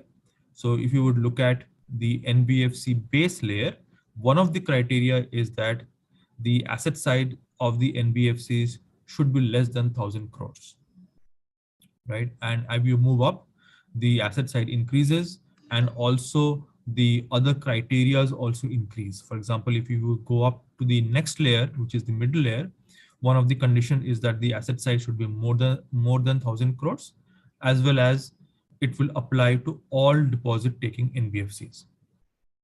Now, if you would look at from an increased regulation perspective, the third layer, which is the NBFC upper layer, and the second layer, NBFC middle layer, they are the focus point from a regulatory monitoring perspective. So all the regulations, all the strengthening that have been done keeping in mind these 2 particular layers, right? And at the top, what the RBI felt is that they will institute a top layer, which is the NBFC top layer right now. And what is also expected is that this top layer will normally remain empty unless the RBI identifies a particular entity based on the systemic risk in that particular entity. Okay. So now this is as far as the categorization is concerned. Now, how will this scale-based regulation affect the life of the NBFCs?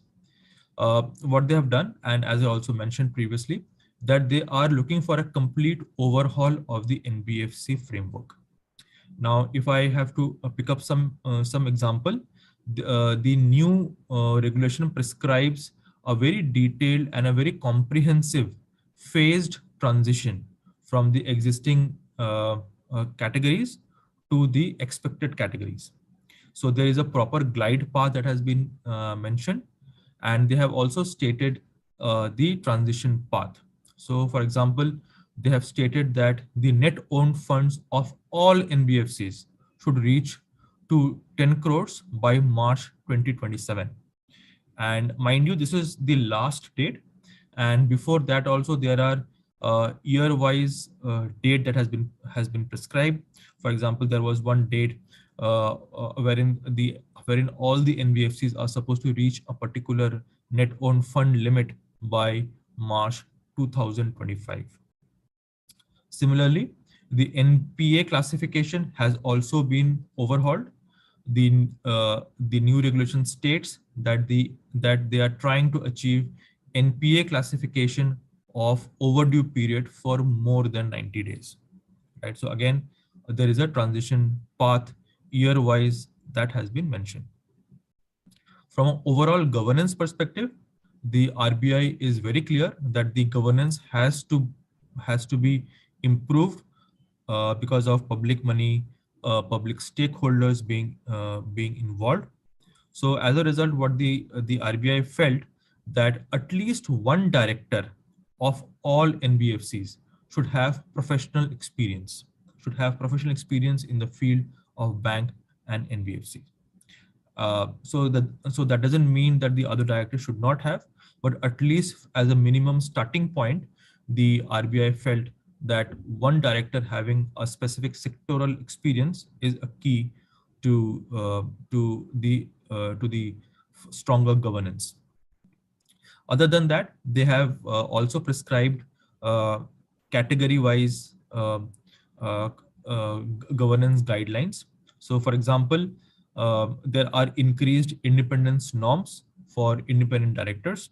So for example, in the NBFC middle layer, independent directors cannot be of a board of more than 3 NBFC middle layer or upper layer at the same time.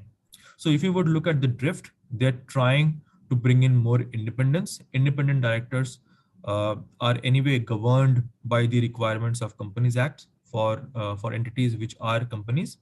But other than that, RBI is also trying to frame more stringent norms for monitoring the overall independence.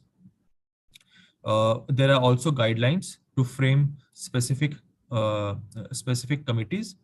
We know of audit committees, stakeholders grievances committee. So all those are also being brought into the RBI framework. What is also interesting that they have spoken about institution of whistleblowing mechanism, right? So again, if you would recall, under the Companies Act, certain entities are required to frame whistleblowing mechanism. Again, RBI has tried to align its requirement with the Companies Act. Again, the RBI also felt that it is quite possible that the business is carried on through various subsidiaries and various components. There is a specific mention in the guideline that the board of the parent has to ensure that the subsidiaries follow good governance practices, right? So if you would compare this with the SEBI requirement as well, SEBI listing regulation also requires the parent entity to monitor the governance and financial performance of material subsidiaries. So similar requirement has also been brought in the NBFC framework. There are increased disclosures. We are going to talk about it. There are also regulatory restrictions as far as the lending activity is concerned. So in a nutshell, what I'm trying to highlight is that come October 22, from when these requirements become effective, the overall framework from the operation perspective of NBFC would be completely overhauled. And it is important that we engage with our clients, with our fellow professionals, so that there is no expectation gap from a regulator perspective as well as from the NBFC perspective. Okay, so large exposure framework. Now the scale-based regulation also mentioned that it would come up with a framework which will kind of monitor the exposure of NBFCs in various type of entities and counterparties.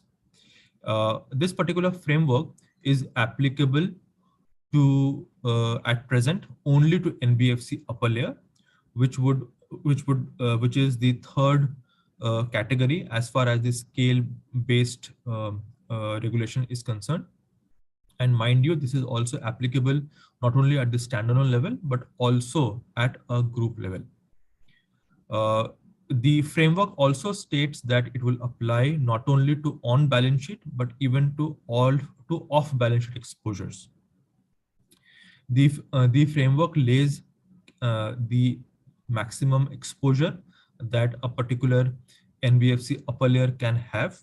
So if you could see on this slide, the framework states that other than infrastructure financing entities, any NBFC should not have more than 20% of its available eligible capital limit in single counterparty, right? So in a way, they're trying to curtail the exposure that the NBFC can have in a single counterparty through this framework.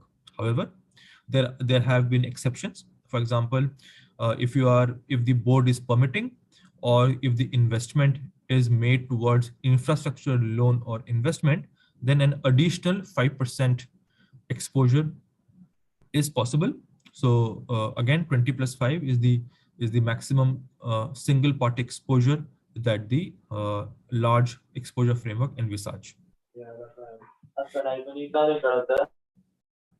If there is a group of connected counterparties, there is again a cap which the exposure framework prescribes.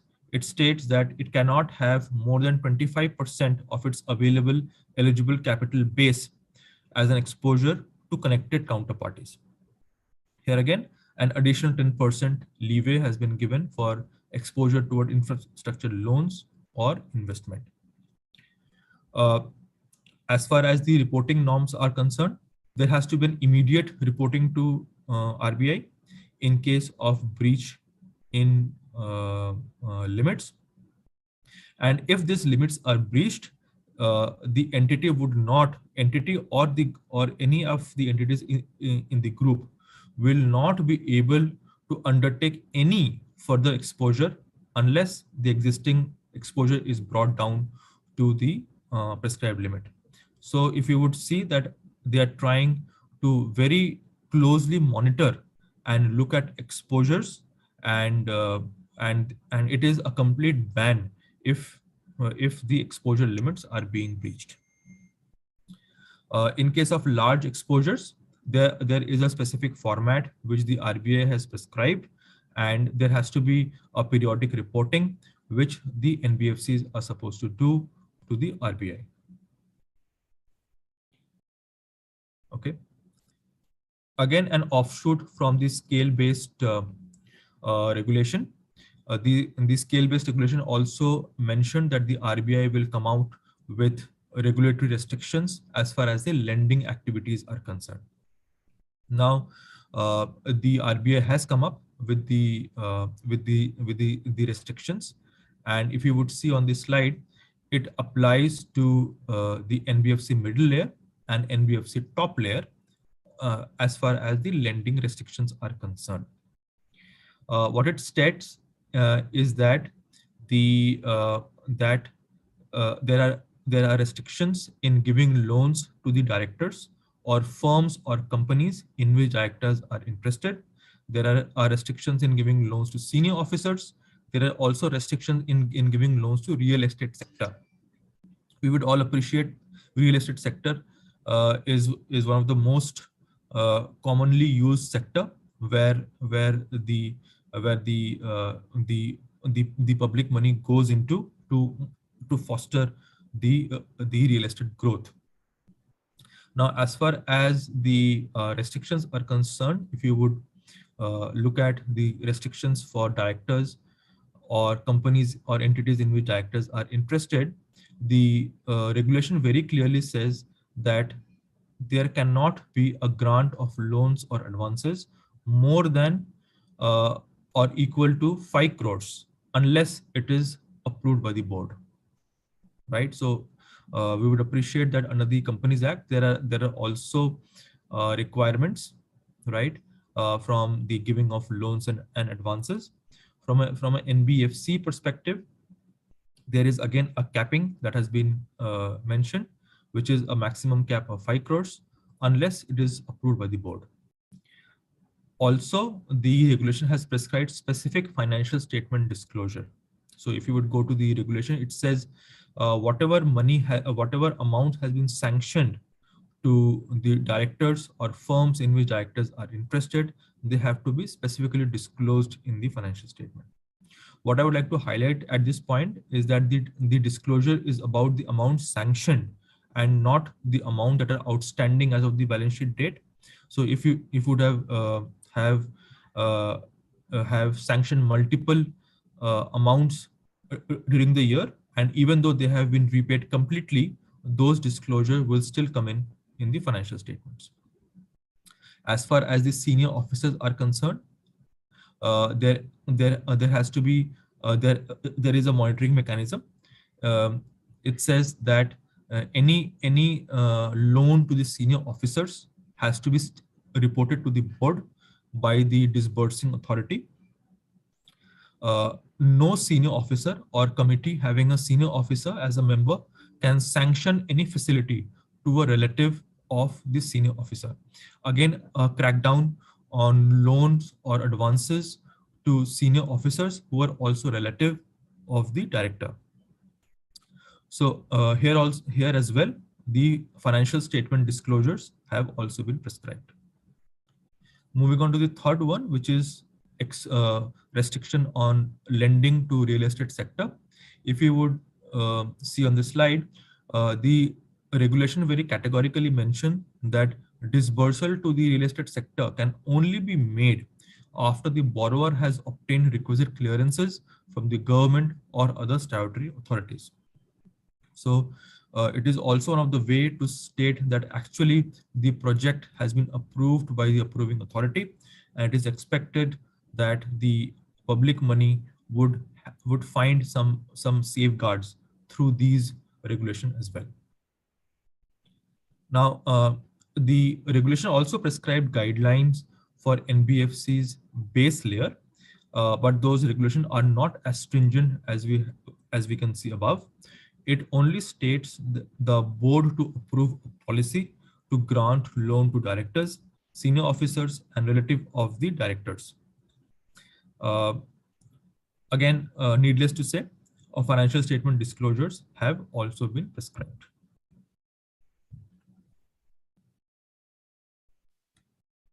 So Nilanjan, all these are bringing this to banking restrictions, like whatever restrictions we have in the banks, like this 5 crore limit and other things, they are just bringing that back. Correct. So I think Manoj also mentioned in one of his comment is that there is an increased attempt, to align the requirements which we see at present for banks with the NBFCs, right? Because ultimately it is working in the same space. And it always makes sense to have a regulatory alignment and to avoid a regulatory arbitrage.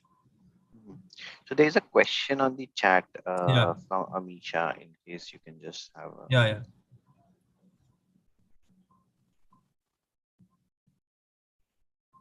To UL. Yeah, so I think Amisha, you are right. The restriction that you see at present in the regulation, they have been stated specifically for the middle layer and the top layer, right? It is not prescribed for the upper layer. And if you would look at the classification as well, the upper layer will again be identified by the RBI. So there is no specific monetary threshold that has been prescribed, but RBI has its own scheme of things based on which it would identify entities which will fall under the upper layer.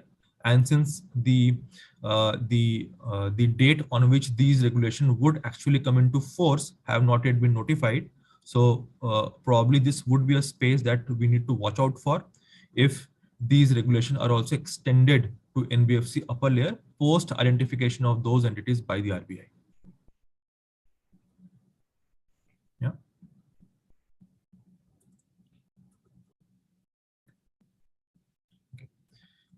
Now, as far as increased and enhanced disclosures are concerned, a cartload of disclosures that the RBI has prescribed.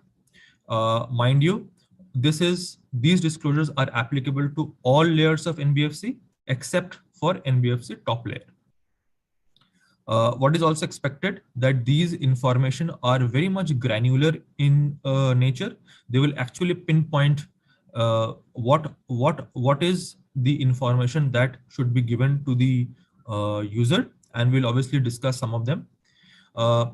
There is always a debate if the information is made mandatory from the current year, whether we need to give comparatives. The regulation very clearly states that the information is required to be given for comparative period as well. So it is not only the current year information which the preparer has to disclose.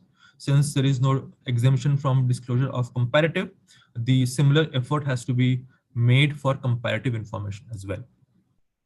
For all these disclosure, there is a very detailed and prescriptive format which the RBI has mentioned. Okay, so if you would look at the disclosure, they again hover around exposures. They look at RPT, related party transactions, and most importantly, the complaints, right, which the NBFCs would have received. Now, as far as disclosures of exposure are concerned, the RBI requires the NBFCs to make sectoral-wise disclosures. For example, exposures in real estate, capital markets, sectoral exposures, including off-balance sheet exposure, intra-group exposures, right? So what are the top 20 intra-group exposures? What is the percentage of intra-group exposure with the total exposure of foreign currencies? So very much detailed information which the RBI is asking from the NBFCs to make about sectoral exposures. Moving on to related party transactions, what I would like to highlight is that the regulation requires disclosure of related party transactions, and the way the regulation has read related party is that the related party not only mean what we are disclosing at present from a financial statement perspective or from an accounting perspective, it requires disclosure of transactions with RPTs, which are RPTs under the Companies Act as well. So again, this will bring or align the regulation with SEBI. SEBI also envisages a similar kind of a definition as far as related party transactions are concerned. KMPs and relatives, they have been stated at the minimum. You have to disclose transactions with them. Again, the KMPs and relatives are to be identified as per the Companies Act 2013 at the minimum. So if there are certain other KMPs or relatives that are being considered by the company, that can also be disclosed. We'll all appreciate that as far as the financial framework is concerned, the accounting standard requires disclosure of material related party transaction. However, there is no threshold which will lead to identification of material related party transaction. RBI has stated that a separate disclosure of transaction, which is more than 5% of total related party transaction, should be disclosed. So in a way, they're trying to bring a bright line threshold of what could be considered as a material related party transaction. Most importantly, what I found is that other than financial disclosure, the RBI is also requiring the management to disclose the information about complaints. Normally, these are not in the domain of a financial statement or from an auditor's angle, but yes, considering the level of complaints or the whistleblowers that we get to hear in news, it is important that they're also made a part of the overall disclosure framework. So most importantly, if you would see the last bullet, it says that the NBFCs are supposed to disclose the top 5 grounds of complaint from customers, including the number of complaints pending beyond 30 days. So again, if this information is held out in the public domain, we can expect questions from various stakeholders, especially the analysts and especially the shareholders who are currently very active in that sense. Again, disclosures are required to be given for complaints received from customers and offices from ombudsman, including the number of complaints that have been resolved in favor of NBFCs and number of complaints that has gone through the conciliation mechanism, or where the complaints have been closed through some kind of an out-of-court settlement. Similar to financial statement disclosures, the regulation also prescribed corporate governance disclosures for all for non-listed NBFCs. Listed NBFCs anyway are required to comply with the SEBI listing regulation. At present, the RBI has made those disclosures mandatory for NBFC middle layer and NBFC top layer. Okay. Now, the endeavor, as the regulation state, is to comply with the listing regulation. But if the entity doesn't want to give those detailed disclosure as far as the listing regulation is concerned, the RBI guidelines prescribe certain minimum disclosures. But my sense on reading this disclosure is that they are very near to the disclosures which have been mentioned at present in the SEBI listing regulations. If we would go through them, the disclosure have been prescribed at the minimum for the composition of the board, its tenure, number of directorships, board meeting, and most importantly, the compensation of the board. If there is a change in the composition of the board, there has to be a specific disclosure. As far as the independent directors are concerned, we need to specifically state the reasons for a resignation of independent directors. I think we also discussed this aspect last time, wherein in certain entities, all of the directors have resigned. So with this particular requirement, this would entail more transparency as far as the reason for resignation is concerned. The corporate governance disclosure is also required to include the composition of the board, its committee. Most importantly, what are the terms of references of those committee? Those has to be stated in a summarized form. If there are any non-compliances of the Companies Act in general, including non-compliances from accounting on a secretarial standard, those has to be specifically stated in the corporate governance report. If there have been any penalties or strictures that has been levied on in the NBFCs, those also have to be disclosed in the corporate governance report. So net, NBFCs are going to see much more monitoring, and they have to bring out various detailed information for the understanding of the stakeholders. If we can also look at this new requirement on the credit card and debit card norms, this I think came 1 or 2 days back. What it primarily tries to do is that by these regulation, RBI is trying to cover the general conduct of regulation relating to credit card and debit card. Mind you, this is not only applicable for the entities who are issuing credit cards and debit cards, but somewhere in the regulation, they have also stated what is the expectation from the holder of these credit cards and debit cards. So quickly, if you would see, the regulation requires that there has to be a board approved policy for issuance of credit cards and debit card. There cannot be any hidden charges if the entity is stating that those debit cards and credit cards are being issued free of charge. Credit cards holders and the issuers can opt to provide an insurance cover, which will hedge any risk arising due to loss of credit card. EMI conversion with interest shall not be disguised as no cost or zero interest EMI. Banks will not force customer to avail credit card or debit card and not link debit card with any other facilities being provided. So one of the very important and new concept that have been introduced is that even NBFCs can issue credit cards, but yes, subject to conditions. For example, they have to obtain prior RBI approval, and the net owned funds of those NBFCs should be a minimum of 100 crores. Okay, so that's. Can you go to the previous slide? Sure, Manoj. Yeah, EMI conversion with interest shall not be disguised as no cost or zero interest EMI. Yeah.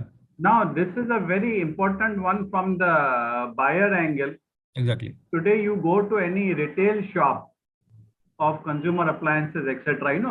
Air conditioners, fridges, washing machine, televisions, laptop, etc. Most of the sales today are taking place on the basis of EMI. And also, if you go to e-commerce verticals, whether it is Amazon or Flipkart or Paytm or Jio's, Reliance, etc. So they talk about zero cost interest, 9 EMIs, and many banks and NBFCs are continuously offering. Prominent among them, Bajaj, ICICI, Axis, Hdfc. So nothing comes free in this market. When you see the results, right, we see the NIMs of over 4%, over 3%. So does it mean such practical cases, this game of marketing at zero cost, 9 months is over? And people will talk about that 12%, 13%, 18%, 24%, which they are actually charging the retail customer.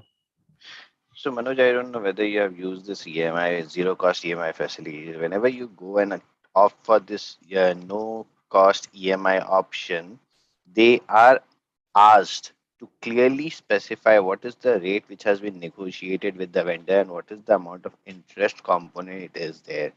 So when you use your credit card for that EMI option, they will show, like if it is a 10,000 product, they will show that at 14% rate of interest, this is the amount we are going to charge in your card now, and the balance will be charged each month as an interest. So that clarification, what bank has come up like sometime back, like few years ago, RBI has imposed that requirement on banks, is what they are putting on NBFC. This is what I understand. And there are so many NBFC who has come up with this credit cards, like I can say Slice is one of them, which you may have seen advertisement during your IPL matches. They have actually come up with this credit cards, and they don't have this requirement to specify. So that's the reason this has been triggered. Nilanjan, correct me if. No, I am completely with you, Aditya. I think especially during this festive season, for example, Holi, Diwali, or Ganesh Chaturthi, for that matter, we see all those hoardings coming up, zero cost interest, 0% EMI. So I think what the RBI is repeatedly reiterating is to be more transparent in their approach. It is not that your money is free, as Manoj correctly said, but if you are going to garb them through a phrase of zero interest EMI or no cost EMI, that is optically incorrect from a consumer perspective. I think that's what RBI is trying to do. Correct. And that's what happens is, like, suppose you go and try and use your credit card for, say, Amazon purchase. You'll see only like HDFC or ICICI Bank is offering you no cost EMI, because that's the arrangement they have with Amazon, that the cost what need to be borne by the customer is being paid by them and not the customer. That's why it's zero cost for them. Correct. So if you use any other credit card, you don't get that benefit. So that clarity should be disclosed to the customer, that we have an arrangement with Amazon who is taking this interest burden, and this is the actual price you are paying for the product. Right. But Aditya, if I can add, see, whenever anybody buys these no cost or zero interest EMI, kind of purchase, that time, you have to opt for it. If you want to opt, then there'll be this particular mechanism. Otherwise, you pay the full cost. Suppose you bought something for 10,000, and if you want to pay 10,000 straight away, one shot, then you will be debited for 10,000. Suppose you want to take EMI, no cost EMI or zero interest EMI, then your cost doesn't increase. Your cost still remains 10,000. But the moment you fill a form and opt for this, then what happens? The discount is, taken from the vendor, and the differential is equal to the interest portion. So the customer never ends up paying anything more than 10,000. It is the vendor who bears that interest. So for a customer, it is still remains no cost. but you're getting into a habit of taking that EMI on for any product. So like you But end up see that spending more, habit, that and that's habit is one thing. Now, when you are using a credit card, then that is a habit of using without money in your bank. So that anyway, the credit cards are promoting that habit of spending more than what you have. But then here, no cost means the customer is happy that I don't have to pay anything more than that cost I bargain. And the balance, whatever is there, is between the vendor and the bank. so I So I ask you don't, one thing, like yeah. suppose I see that if I take a product on EMI, I get a interest benefit for 9 months, and that interest amount comes for example, for your 10,000 amount comes to say 450 rupees. So as a buyer, you should be given that benefit. Why that benefit is not being offered to you is a question. Like you think about it. Like if a What the person, benefit? No, I'll tell you. so If I I, tell you, like if you take it on EMI, you are seeing a benefit of 450 rupees going to the bank. But if I'm ready to pay advance, I'm ready to pay now. Why are you not giving me that benefit? so that is the commercial decision which the vendor makes. The like say when there is a scheme of discount, or when there is a scheme of buy one get one free, that time only whenever the scheme is available, That is that time unfair. only you can utilize. That is Otherwise, you unfair cannot ask. trade practice. That is unfair trade practice. Yeah, no, I mean it's a commercial decision. Now, it's up to you to avail of this or that. And I tell you, Aditya, if you are not taking EMI, you are definitely, you can bargain, and the bargain happens. Hmm. I have done it. I have done it to the great extent, because I don't believe in this no EMI and all that. So if suppose 10,000 rupees, is the cost, and then same thing what you said कि भाई अगर मैं EMI लेता हूँ, तो मेरे को interest आप भरते हो, तो मेरे को सीधा दे दो ना, मैं आपको पूरा पैसा देता हूँ. He does reduces that. It's only at the counter and not online. Online may not be, yes, but counter, yes, always. Yeah. Yeah, at the counter you can negotiate further also. Let's Yeah, yeah, not that's get what. into because we are deviating from the topic. No, but what I'm saying, the no cost, the real sense is that customer doesn't pay additional. So that to that extent, it is really no cost. Now, how that mechanism works, whether the customer is interested or not, I'm sure most of the youngsters are not bothered to know. Yeah, but the customer need to be aware about it. It should not happen They that are aware. They are tomorrow. aware Yeah. because they are aware because when they get debit in their credit card statement, the statement clearly mentions this is the principal, this is the interest. So Hmm. that is always there. Uh, but that kind of fairness or declaration should come with NBFC. And now, when we read this, EMI conversion with interest shall not be disguised and no cost or zero interest EMI. That says that NBFC also need to follow that, and we do have lot of NBFCs coming into the credit card. I don't know whether you have opted for one, but I just happened to recently take a slice card and Yeah, realize yeah. that Many. There is one. There is slice. Many are there. Yes. yeah. So and definitely after taking it, I realized that better I just surrender it because the payment is a hassle. You have to go to their app and make the payment. No, no. The thing is, this is basically meant for those having no credit scores. Hmm. Yeah. So these are for the small purchases. I would say maybe a phone worth 10,000 or something like that. No, they give you very big credit limit. Yeah, they give because they want to make habit. They want you to be habituated by using their card. So it's a And big the trap. biggest income for the credit card, like something, I happened to sit with a credit card recovery guy, and I understood very in detail how the credit card business works. So I am the worst customer for them. Like if I make the payment on time, On time, yeah. they just don't bother about me. But the best benefit is what I get it. I don't know why they pick. Like if you have a spend of say 5 lakh in your card, they'll give you annual membership free. They will give you cash reward and everything. But when it comes to the real benefit customer, are those who purchase today. And like what will happen? Like suppose I buy a product for say 25,000. At the month end, I receive the statement and I see, oh God, 25,000. I don't have it. Maybe I pay 10,000. He's not realizing you're paying 3.67% of interest from the Absolutely. day you purchase till that 25,000 is paid off. So It's a big trap. yeah, so for them, the best customer is the one who doesn't pay on time. Suppose that recovery guy comes to your desk and he say, "Sir, आपने credit card का payment नहीं किया था."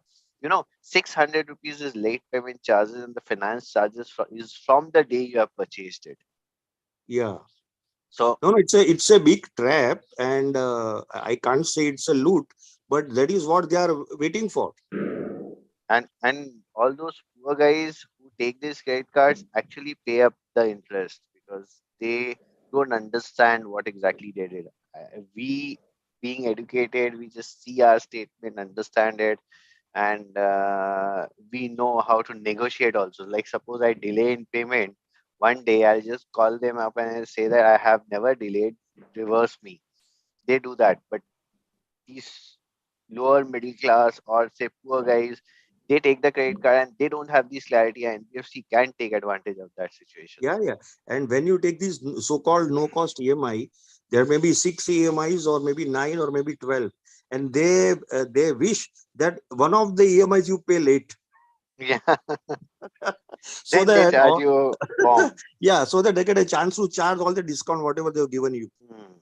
Internationally, card-based payments, particularly credit, over 2 years is much more in US and other Western countries is much more than India. This shows a propensity for huge business.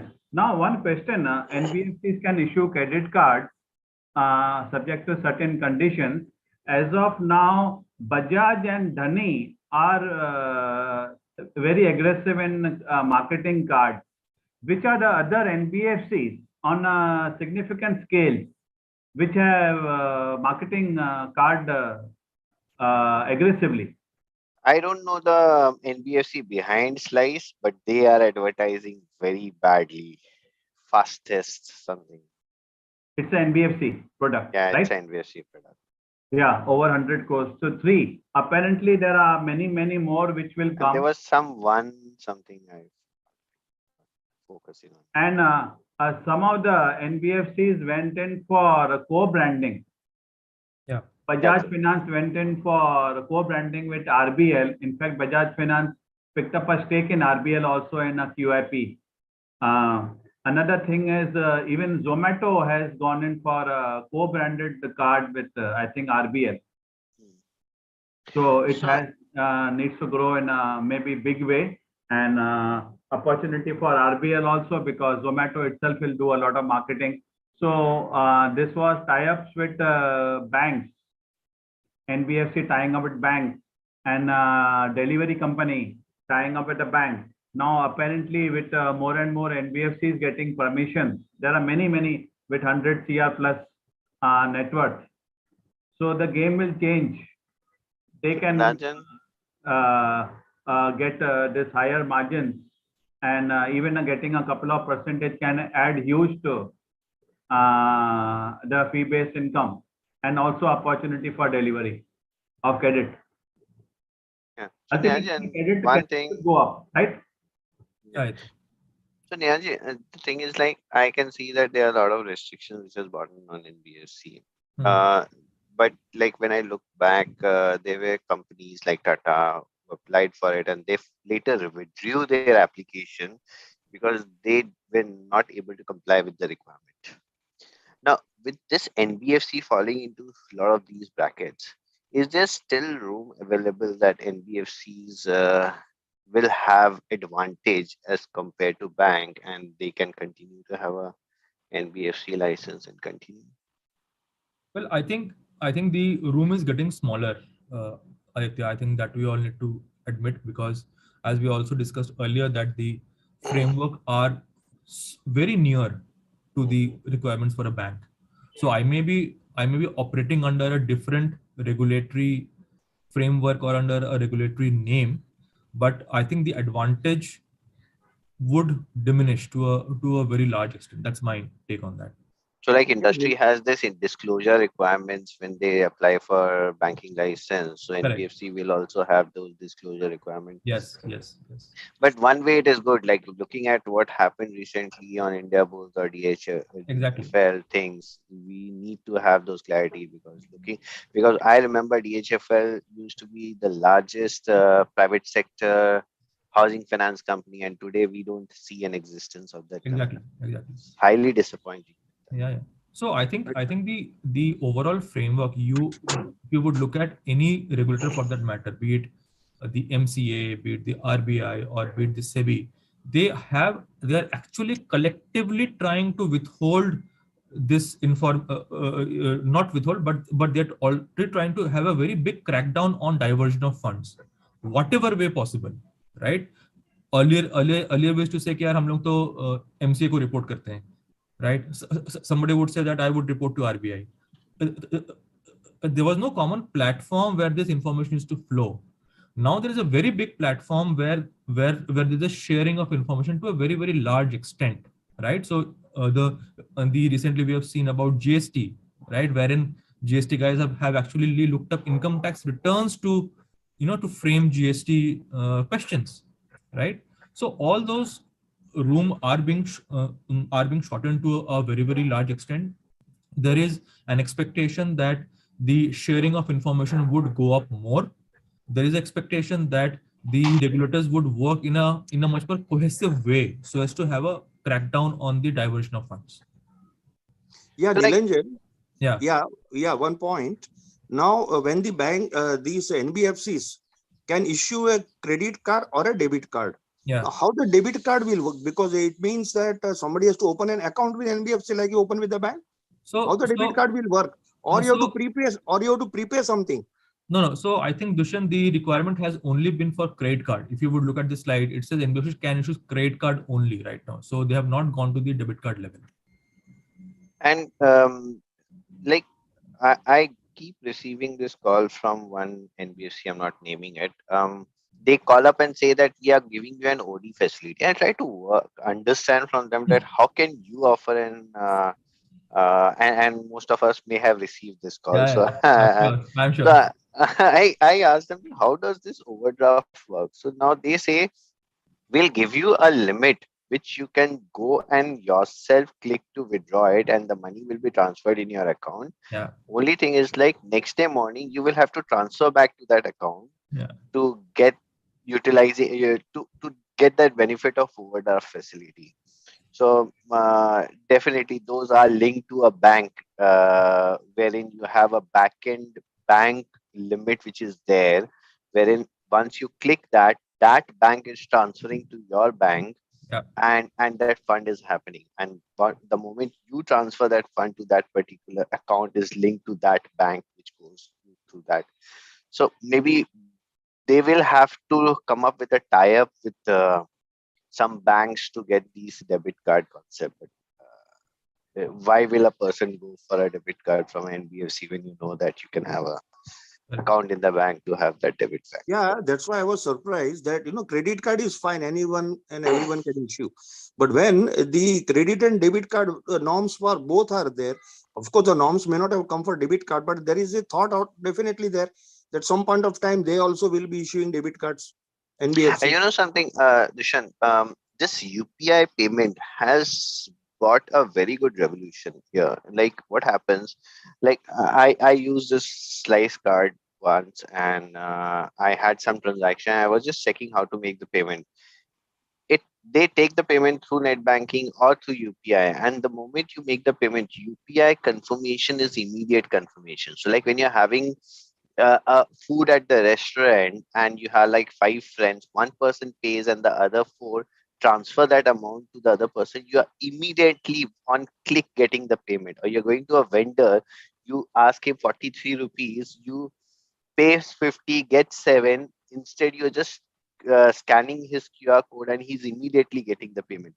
So that benefits this NBFC for the credit card structure. On the debit card, maybe they will come up. Like, there are innovative people sitting out there, must be thinking some way. Yeah, UPI is revolutionized and so convenient it is. So no doubt, I mean, so much it is now become popular. Yeah, but the thing is like you end up making so much UPI ID for the same bank account that you don't know what are the UPI IDs available in now. Yeah, but I've seen, these youngsters, they are used to make payment either by card or UPI. Their bank statements every month, they are running for some 30, 40 pages. Yeah, for me also, like my bank account statement runs for so many pages because I'm making 10 rupees, 5 rupees, all those payments are from my UPI.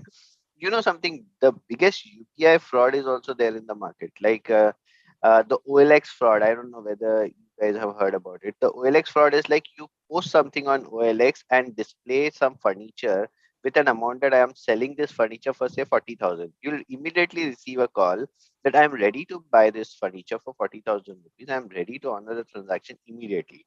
You will say, "Arey tum aake," like you just see the furniture, decide, and then. But in back of the mind, wow, I am getting this 40,000 rupees, so that's great. Why don't I go ahead and sell him? So he will convince you in a manner that yeah, this is the uh, amount I'm transferring to your account. So he'll say, and transferring 100 rupees in your account to confirm. You receive the payment. Now your brain is blocked. Now what he does, he click the button receive money, send you that request for 39,900. What you get is like you see a button which says that pay, and that brain stopped working because you received that 100 rupees. You click on that pay and it asks you for that pin, and you put your pin, and that 39,900 goes from your bank account to his account, and the money is gone, and you are keep calling that person that why did you take my money? So that person is not taking your call because he made his money. He just blocked that SIM card, throw it off, go and search for this person. You will not get it. So you Yeah, I need to never be knew this. Yeah. you need to be very careful when you're using UPI. But They, the reverse, how it I never knew this, that somebody who has to receive can generate a request. I thought always that the person who has to pay only he will initiate the action. no, you have an Yeah, option that yeah. receive payment. You I'll have put an your option. Yes, UPI correct. Yes, ID. yes. I'll My put your God. UPI ID and I'll click receive. You will get a pop-up that you pay him. That I So have now, requested you to pay, and then you can pay. yeah, so the moment you press pay, money will come from your account to my account. Of course, there is a pin you have to enter. It's a But big risk. One has to be really careful. yeah, this is In what this is very also, important. there would be an additional precaution of the OTP by mobile, right? So the person Yeah. who shared No, OTP. no OTP. It's basically the pin what you have entered in your app. That pin becomes important. So, like RBI has come up with a learning module recently, a week or 10 days back, and that has clear description of how the fraud happens. And you just go through it. It's quite interesting. So they have overlooked the OTP security here for this purpose. But you are putting your pin. When you're Yeah. putting your pin, then like when you go to an ATM and you put your card and you put your pin, you don't need an OTP to get your money. So it is very Yeah. high risk now. People had to be, otherwise they were a comfort level. Unless I put in my OTP, my money is safe as far as credit card is concerned. But So there is a restriction there. So like they are not making it open for like 5 lakh rupees to be transferred. So there is a restriction that one day the limit is say 50,000 rupees. Beyond that, you cannot transfer. So at least they are securing you to 50,000 rupees cap. Yeah, but then one has to be careful that when you want to receive, you have to be very careful about receive only. Correct. Be careful. No, at The least most you know. important thing here is that if suppose somebody is paying us any amount, then we should be careful that we don't need to put any pin. Yeah. While you are receiving, you don't need to put any pin. You need to Right. put your pin only when you are paying from your bank. So Absolutely. that and this is really, as Aditya clearly mentioned, that this is a mind game which people, these fraudsters, these guys do. So they So they are pay you 100 blocking. rupees. They ask you, boss, check you received. Okay, you received. Now I am sending you a request for another balance money. Just accept that request. And immediately what we do generally, because as he said, no, that your statement runs for 15, 20 pages. Every day you are making UPI payment, and you make the payment and you just put your PIN, because that's the subconscious mind only tells you to put that PIN.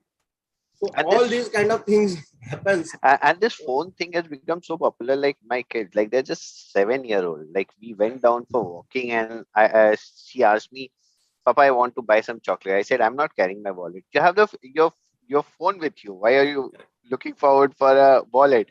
So they are observing things. So they are also understanding how to use it. So it becomes very difficult when I hand over my phone to them because they have understood this OTP concept also. OTP Someone concept. asks and they just give the OTP. So if there's a door guy come in, like delivery guy come, she comes and take my phone and give the OTP to that person. So Very sometimes risky. it gets so risky. Someone will call and say, "Give me the OTP," and they are playing with the phone.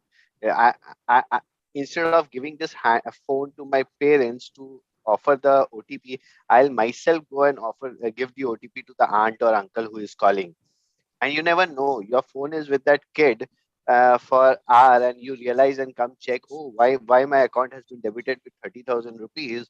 You don't know, and then you ask that, "I received an OTP. Did you do any transaction?" Then they will say, "No, this auntie called me and asked for an OTP, and I gave it to them." So it becomes so scary when you hand over your phone also to them. So there are pros and cons of these systems and all that. But overall, I But would say we are this. deviating from Yeah. No, no. NBFC. But this UPI thing, this RuPay payment thing, which we have built in ourselves, India has built in ourselves, that has really created a good infrastructure. Where earlier Visa and Mastercard were only the payment gateways, where they were charging the whatever amounts they wanted to charge. Where now RuPay and this UPI, they hardly have any charges on the consumer side. See, there So is this charge also helps when 1.1% to 2% is the charge what Visa or Mastercard charges you, and that is based on the volume of business what you have. So when I was part of a bank and we were doing some credit card financing, we were aware that how this transaction happens. Whatever is the accumulated amount they deduct. So RuPay coming up here does not mean that they will reduce the payment or the charge what need to be paid. Probably that will benefit India, an Indian company, so that at least they can flourish. Otherwise, Visa and Mastercard globally are earning. we have our own payment good systems. Yeah. Now, if you see now, based But based still on it the is not things which popularized. happened with Russia and all that, they stopped their sanctions and all that. So there, the payments were stuck in. Correct. The Visa, SWIFT payments and all stuck in. Now India has its own, and if you see the UPI concept, which I believe is that this in India only, that unified payment system. So Maybe that's I have currently it. that's not there in anywhere in the world. So they are still using those Mastercard, Visa card, Amex, those kind of platforms only. See, considering Paytm coming into this, or PayZapp is there, PayPal is there globally. I think they have some system there. So maybe I haven't explored that. Anyways, Nilanjan, actually we deviated much. Oh, that's fine. That's fine. That's fine. So We'll come basically, back to the topic. did you do any kind of comparison on RBI and NBFC, that what exactly is the commonality we are having now? So I think it is more or less common now. I did not do a one-to-one mapping, but what I could gather from the press is that they are very aligned, very much aligned. Nilanjan, what happens to all these small NBFCs? See, I deal in a lot of NBFC buying, selling. So small NBFCs, private limited NBFCs, which are just having license, they are not doing any business, but they are still there. So last, I think 6 to 12 months, the interest in NBFC buying, selling has increased tremendously. So what happens to those small NBFCs? So ultimately, Vikram, what is expected out of these guidelines is that all the NBFCs which is existing today has to fall in either of these four categories. Okay. So you have various smaller NBFCs, as you would mention. So RBI, if you would go to that notification, also they have said that if you are this NBFC, which category you will fall in. Okay. Most likely, if you are mentioning that it's a smaller NBFC, I was expect them to fall in the first layer, which is the base layer. Okay, but yeah, to answer your question, if you would go to that circular, they have very clearly mentioned that if you are, SD, non-SD, or whatever it is, right, you will fall in which category. So when we say about this 1,000 crore asset size can be volatile. Like it can go to 990 and it can go to 1,050. Is Yeah. it an average which has been specified for 3 years kind of thing? No. It says non-deposit NBFCs less than this much asset size. That's it. So like I can hover between middle and the base layer throughout my lifetime. No, but I would, through your lifetime, yes. Let's say your asset size increase, or let's say you are in the base layer, but because of whatever reason, RBI can even pick you and take you to top layer. So it is not a cast in stone kind of a status. It will fluctuate based on the operations and based on the risk that you have.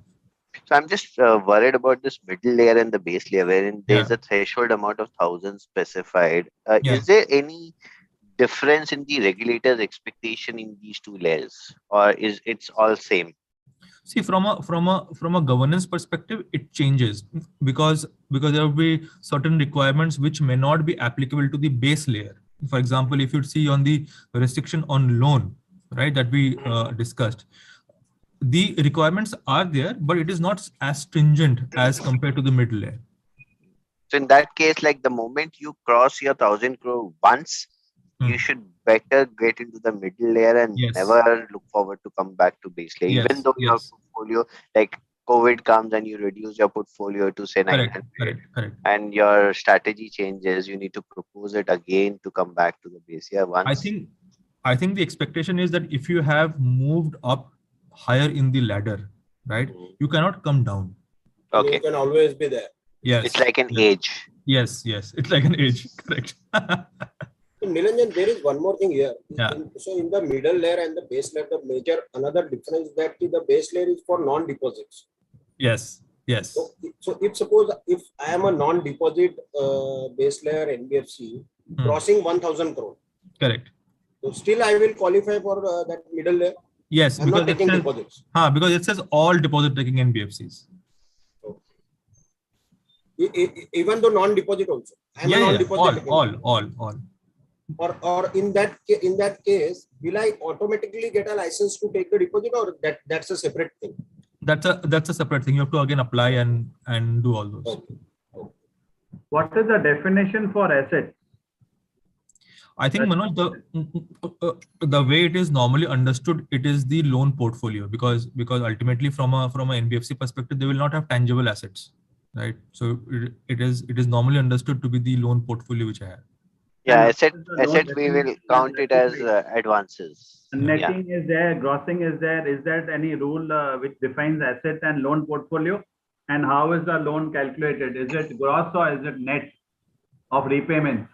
What about, one is gross and net of repayments so far, if it is a period loan. Another is net of provision. So I think it's a gross value. So I think the practice has to evolve here. But my sense is that when you are talking about an asset size, it has to be an asset on a particular date, right? So from I think October 2022, these regulations are effective. So whatever is the asset base at that particular time, you would consider. But yes, whether it should be net of impairment loss or loss allowance, that probably a clarification would be required from the regulator. So far, it is not specified, and no. So it needs to be very, very clear, because it is open to interpretation as of now. Yes. So Manoj, if we go by this value of the asset once crossing 1,000 and you go up the ladder, that way it will not have any difference. Like, think this way, like even if I take a net of my impairment loss, my gross value has crossed 1,000 crore. So I fall into the middle layer, and that defines what are the regulatory expectation on that. So it doesn't matter for whether it is taken at gross or net value. It's the balance on that particular. That means 1,000 as on that day, effective day is gross. The day you cross 1,000 crore, you are into middle layer. You are not looking back and going back to base layer. Gross loans, that means gross loans. Gross will not be that way. Like you cannot say gross in the sense Like suppose I have disbursed say 100, I'm just giving a hypothetical example, 100 crore loan, 10 or such loan, which becomes 1000 crore. But by the time I disburse the last tranche, I got the repayment of my first tranche. That brings that particular day as 900 crores, and that will not count me as middle layer. So balance as on a particular date need to be considered. Of course, has to be a gross value excluding the impairment. So if 70 crores is provisioning because of delays and defaults, so 1000 crores still is. So your asset value remains 1000 crore, even though you have a provisioning. So like if there is a customer who comes and make the payment to you, you will definitely insist that he pays you everything and not the net of provisioning amount. And in fact, you will, even though like when you look into the banking regulation also, you do not recognize the income for an NPA asset. However, when the customer comes for payment, you will charge interest for those periods. So definitely you cannot ignore the provision part and say that I have net exposure of say net of impairment. Let's not get into that because I'm not very close into how NBFC works on that. This is important because RBI will accordingly make it very clear. They will define it when the regulations take charge. Ultimately, data will also come about the NBFCs which are meeting this criteria. So more and more data will be. But doesn't matter. See, doesn't matter here. We are talking about what are the regulator expectation. What Nilanjan is presenting is about what are the expectations from the RBI. So like either you're part of base layer or middle layer, the moment your portfolio size increases, your asset quality deteriorates, RBI may pick you up and put you into the top layer. So you become the chosen one. Nilanjan, one more question, please. Just out of curiosity.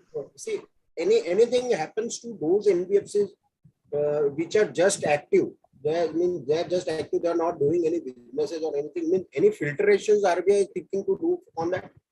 I don't see, especially in the regulation. But what I can at least tell you, Vikram, the way ministries are looking at shell companies, right? I think that is they should not exist first of all. But even though for whatever reason they have been existing, they would have a limited fate, I would say, right? Be it MCA, be it the way they have been has been making the struck off companies list public, the way they have been smearing the directors involved on those entities. I think there is a very active and a very clear cut indication that those shell companies will no longer exist. At least it should be. There are a lot of NBFCs, and I have seen many groups. They are owning 88, 99, 10 NBFCs. Yeah. And they are just complying the norms. They are not doing any businesses. Exactly. They are just waiting for tapping the opportunity to sell that at a premium and then let's do it. Yeah. There's a lot ahead. Practical case studies. Let's more from Nilanjan also, from Vikram also. So let's go ahead. There's a lot of practical cases. Yeah. So I was about to say that in the interest of time, maybe we just go to the slides. Otherwise, people will be hungry for food and not for the knowledge.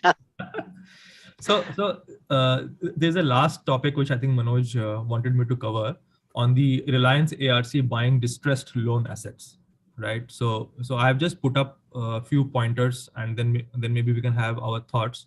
So just to give you a background, the Reliance ARC brought the stressed loan portfolio of this Jana Small Finance Bank and Indian Overseas Bank at the combined value of 273 crores. The way the payment is structured, that they will make around 10% upfront, and for the remaining portion, they would be issuing security deposits, which would be security receipts, which will be redeemed as and when the money is recovered from the borrowers. What I felt unique in this particular transaction is that the parent entity of Reliance ARC is Reliance Capital, which is facing liquidation proceedings, right? So it's a very interesting mix, wherein one way somebody is trying to revive or realize assets which are expected to be bad, whereas my parent itself is under liquidation proceedings. Right? I don't know So whether you guys this, have any thoughts about that. so this 273 crore is the gross value of it, or they bought that portfolio at 273? No, they have bought it for 273 crores. So what will be the value which they expect?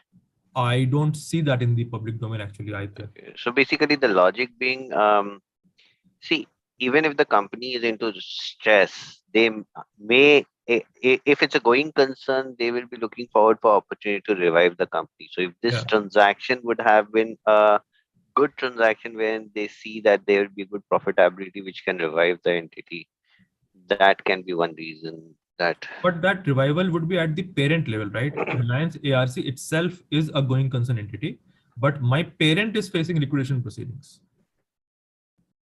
Mhm. The holding company, the whole co. Yeah. Yeah, so in that case, this ARC, if it's doing a good business, can be sold off as a entity because that stands as an asset in the books. Yeah. The administrator, while rolling out the bidding process, said one can bid for the whole co along with the entities, or they can bid for the entities also. And most of the entities are fully functional, well managed and operational. Yeah, we have seen. Holdco, that also has, besides ARC, there are life insurance, general insurance, securities. But it shows surprisingly in this mode when bidding is going on. And then you have PSU Bank, IOB, you have a small finance bank, General Small Finance Bank. Part of it is paid as cash, part of it is paid as in security receipts. That's how the ARC system operates. So this is quite interesting. So nobody knows what is the fate of the ownership of Reliance ARC, but in business. So hopefully there will be a fair deal for the equity shareholders and NCD holders, secured NCD holders for, and also the promoters. And on the liquidity, and on the liquidation proceeds, like if I look into the recent case of Reliance taking over the Syntex, they buy asset and make the existing equity shareholders zero. So at the parent level, if there is a liquidation, they can consider this asset at a value because this will definitely derive some value and can be good benefit for like some of the creditors. I'll not say equity holders because equity shareholders end up getting zero value, but some of the creditors may derive benefit out of it, provided this transaction is a profitable transaction. I'm not very close to this transaction. ARC transactions are usually very, very highly profitable. Of course, in many that has always many cases, the economic offenses wing has seen there is a lot of bribes and corruptions also. That is mainly in the deals by PSU banks, but it came to light openly, so they have become very careful. So interesting thing to watch out for. Over 50 entities. That includes top promoter houses like Adani's or Piramal's, and also P-backed entities, which are backing bids for takeover of RCAP and subsidiaries, and also the parts of subsidiaries associate companies. So it will be an interesting game to watch. Even RHFL, there is a development, there is a meeting of secured NCD holders. Yeah. So that was going to be interesting to watch. More of RHFL general hold meeting of NCD holders is called by trustees, I think on 13th May, and much more of ANB's, NBFCs and all this entities, financial sector. Any other case study, Nilanjan? No, I think that's the. Yeah, Vikram is doing a deep dive case study on the sector you have selected, NBFCs. Vikram, company analysis. Yeah, correct. We'll do Hdb Financials. Yeah, result plus company analysis, and since we discussed HDFC Bank, and nothing better than selecting in Hdb Financial for a deep dive. And also see, besides the company presentation, we can look at the annual report and see what are the current compliances and disclosures and the unlisted NBFC.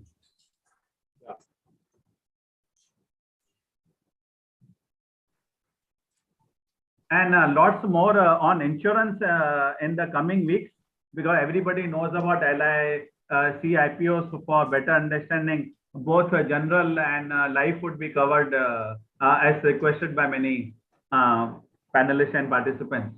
Anybody is welcome to come forward to share.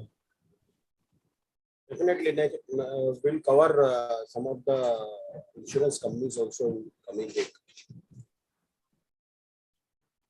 Okay, I hope you are able to see the. Yes, screen. we can see the screen. Yeah. So we have discussed today the result of HDFC Bank, very good result and a lot of action happening there. So we are covering one of the subsidiary of HDFC Bank. Before that, small introduction. So my name is Vikram Thanvi. 22 plus years into capital markets. Also, I is unlisted private equity, pre-IPO, these things. These are our standard disclosures where the information is intended only for the knowledge sharing purpose, and we are not here to give any kind of a bias in any kind of advice. This is another specific speaker-specific disclosure where the efforts of Hdb Financial is part of our investment, and we are not registered with SEBI. So we are not advising this, and this we are having in our trading and investment portfolio. So just give you a brief before discussing the result, and we did a deep dive of Hdb Financials. I will ask Manish to put that link also in this YouTube live program, so that people can go and check that link also, and they can have a view on the Hdb Financial Services also. So it's basically one of the large unlisted NBFC, incorporated in 2007. So its registered offices in Ahmedabad, and the branches, it has having more than 1,500 branches in 1,000 plus cities. It's a subsidiary of HDFC Bank.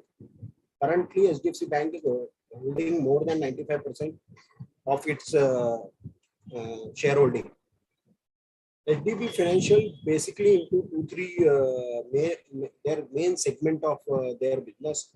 So one is the lending, where this their main territory, where they are doing what the HDFC Bank is not able to do. Everybody knows those kind of opportunities are tapped by the NBFC. It's having covered in 24 plus states and 3 union territories. Hdb Financial also has a BPO services. This is basically, they run a large BPO for the HDFC Bank itself only. So they have a lot of call centers where the HDFC Bank's backend is being run by Hdb Financials. These are the products which Hdb Financials are offering. So personal loan, business loan, consumer loan, LAP, commercial vehicle loan against gold, auto loan, and all kind of loans they are going into. These are some basic informations of Hdb Financial. We already discussed in the last. So now let's get back to the review. Their review of standalone audited result for the quarter and for the year ended on 31st March 2022. The source of the information is company filing with the exchange on 16th April 2022. On the revenue side, if you compare on a Q-on-Q revenue, the revenue has grown 3.99% with an increase of close to 111 crore. The same quarter compared to FY21, the revenue has increased 0.96%, registering a growth of 27.60 crore. The NBFCs also registered an year-on-year growth of 3.30% on the total revenue, which is almost 361 crore. On expenses side, the expenses on Q-on-Q basis has been decreased by 2.48%, which is 59.5 crore, where compared to the last FY, in the same period, the expenses has basically increased. If I compare the FY21 quarter to the FY22 quarter to 132 crore. But overall, on an annual basis, the company has managed to control the expenses with a cut of 4.565%, which is basically an addition to the bottom line of 485 crore. The PBT is up by 44.4% on Q1Q basis, while compared with the same period in the FY21, the PBT has reduced 15.25%. This basically due to because the same quarter last year there was a COVID impact, which has shown in the result also. On an overall basis, on a yearly basis, the profit has almost doubled with an increase of 179 times, 1.79 times, registering a growth of 846 crore on a yearly basis. PAT has also, Q1Q PAT has also increased, whereas compared to FY21, the PAT has decreased by on the last quarter same because again, this is the COVID impact. But annually, the company has performed well, where it has registered an increase of 158% on the year-on-year PAT. And obviously, the EPS has grown on Q1Q basis 3.85 per share. And annually, the EPS has almost increased 1.5 times with a 7.84 rupees per share. The last year, the EPS was 5 rupees a share. And currently, the company has registered almost 13 rupees a share in EPS on EPS side also. So overall, if you see the results, the quarter-on-quarter result is quite good if I compared it to the December quarter to the March quarter. And obviously, if I compare to the last year quarter, because of this COVID impact, the company has not done well. But on a year-on-year basis, literally the NBFC has it has done a comeback. So as on 31st March 2022, the debt equity ratio is around 5.77%. The company's net worth has stood at around 8,500 crore. Approx total debt asset ratio is at around 78.96%, and the company has registered a net profit margin of 8.95%. This was the comparison which we did. I tried to get the revenues from 2014 till the current date, where we can see how the AUM and how the PAT has increased. Now the EPS is close to 7.84, and the PAT has close to around 1,000 crore this year. This is the comparison which we did with the two of the unlisted NBFCs, and with one is the listed NBFC Bajaj Finance. So if you see, obviously the Bajaj Finance numbers are quite good, and these are all numbers for last financial year, which we have discussed in our earlier discussion also. I just thought to just have a on a valuation side, we can just have a look into that also.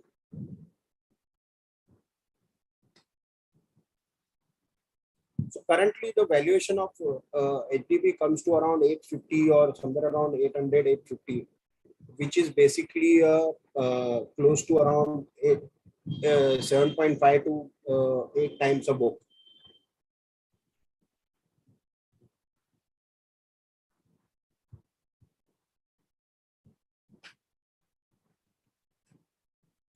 Yeah, so this is all about the results of Hdb Financials. I will also pull out the results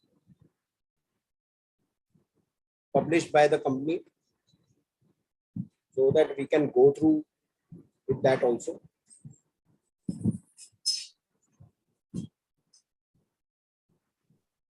And Vikas, you are there. Would like you to look at the sector and companies in detail, and if you can share any thoughts later. Vikas? Yeah, carry on, Vikram. Yeah. So if you see, these results is in million, and earlier what we were discussing in So the revenue, so their interest income has increased. The quarter-on-quarter results are good. If I compare the annual result, that is also done a very they have also done very good in terms of revenue. The expense cost, they have tried to reduce the expense cost. Then CSR activity is not mentioned here. Although Hdb Financial is not required to submit that kind of a detailed result to the exchanges, as it is not a listed company, but because of its holding company is a listed company, hence they have required to publish their results.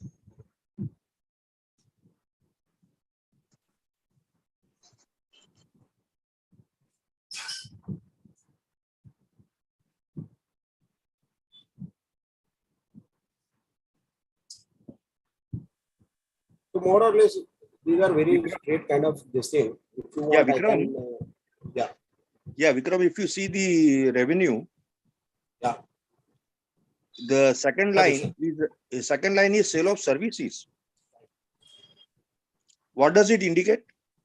So Dushyant, as I mentioned, they have a business of this BPO business, which is basically they cater to Hdfc Bank only.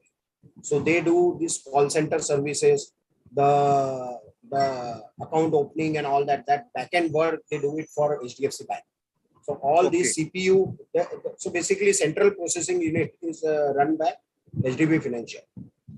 Currently, they are doing it only for Hdfc Bank. Okay. So that revenue is part of that. Yeah, that is more or less than in-house like. Yeah. So before this merger of HDFC with HDFC Bank, this HDB also will get merged with HDFC. So see, the merger is with the HDFC Limited with the HDFC Bank. Now HDB Limited is Hdb Financial is a holding company of HDFC Bank only. So there will not have any kind of a impact on the merger, but on valuation, yes, definitely it will have. And also the IPO of Hdb Financial is on the plate of HDFC Group for longer period. So they have a plan to come up with an IPO of this, and they will reduce that their shareholding from 95% to that 75%. You mean to say HDB is a holding company of HDFC? No. Hdb Financial is a subsidiary company of HDFC Bank. Yeah, so that's what I was saying, that whatever I remember that before HDFC merged with HDFC Bank, all these subsidiaries of HDFC will have to merge with HDFC first. No, but it is not a subsidiary of HDFC. It is subsidiary of HDFC Bank. Oh, I see. Okay. Bank subsidiary. Bank. Yeah, it is bank subsidiary. Okay, I stand corrected. Okay, fine.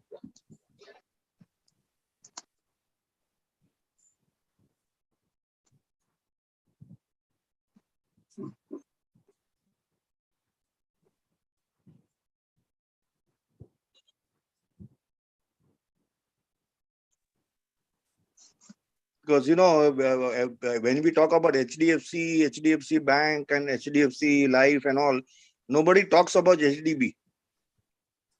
Correct. See, the thing is that, it is I would say, basically, Hdb Financial got attention from a lot of investors and market because of the last 3-4 years. Because lot of these things which see why a bank will have an NBFC, because there are some of the businesses which a bank cannot do or cannot do on that kind of a relaxation. And HDFC Bank, as we know, they are on the highest, one of the highest on the compliance side. So they will never compromise on the quality of asset. Yes, on the HDB also, they will not, they are not doing any compromises on the loan quality and all that. But still, the higher margin businesses and also the small businesses, like now they have come up into very small loans, kind of they are financing on phone also, they are financing for furniture also. So they have come up with a big way. So Hdb Financial has also got into that kind of a mobile app where you can register yourself and based on your criteria and all that, you can tap on a button and you can get a loan, that smaller loan. And the loan size has literally grown. And the current valuation at 800 bucks, it comes to around 75,000 crore approximately. But that is not getting reflected in the HDFC Bank's valuation. That is not, yeah, that is not getting into reflected in HDFC Banks. The HDFC Ergo is also not getting reflected. Right? It is also part of HDFC Bank. Yeah. So that's why they want to unlock this. They did it for the HDFC AMC. They also have to do it for HDFC Securities, which is also a subsidiary of HDFC Bank. Yeah. And all these 3-4 IPOs are on their table, which is I think in pre-COVID when Aditya Puri was there. So they already got an approval from the SEBI and they were doing this. And then in somewhere between Puri's term got over, and after that, to handle that situation, exit of Aditya Puri, they hold on this IPO. After that, then COVID came up. So this IPO is the much awaited IPO for the HDFC group. Right.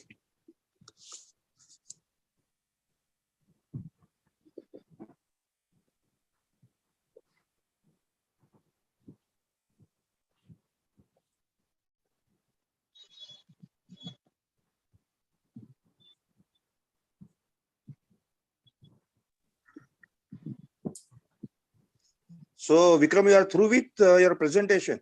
Yeah, I am through with that. So the limited numbers were available. So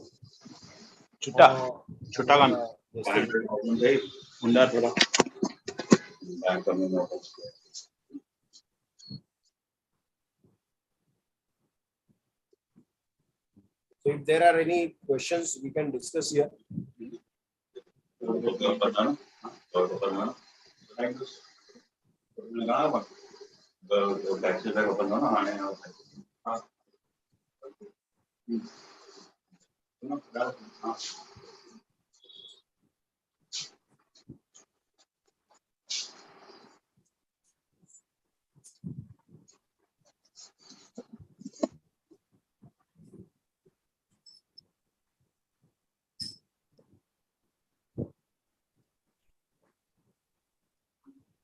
Yes, I think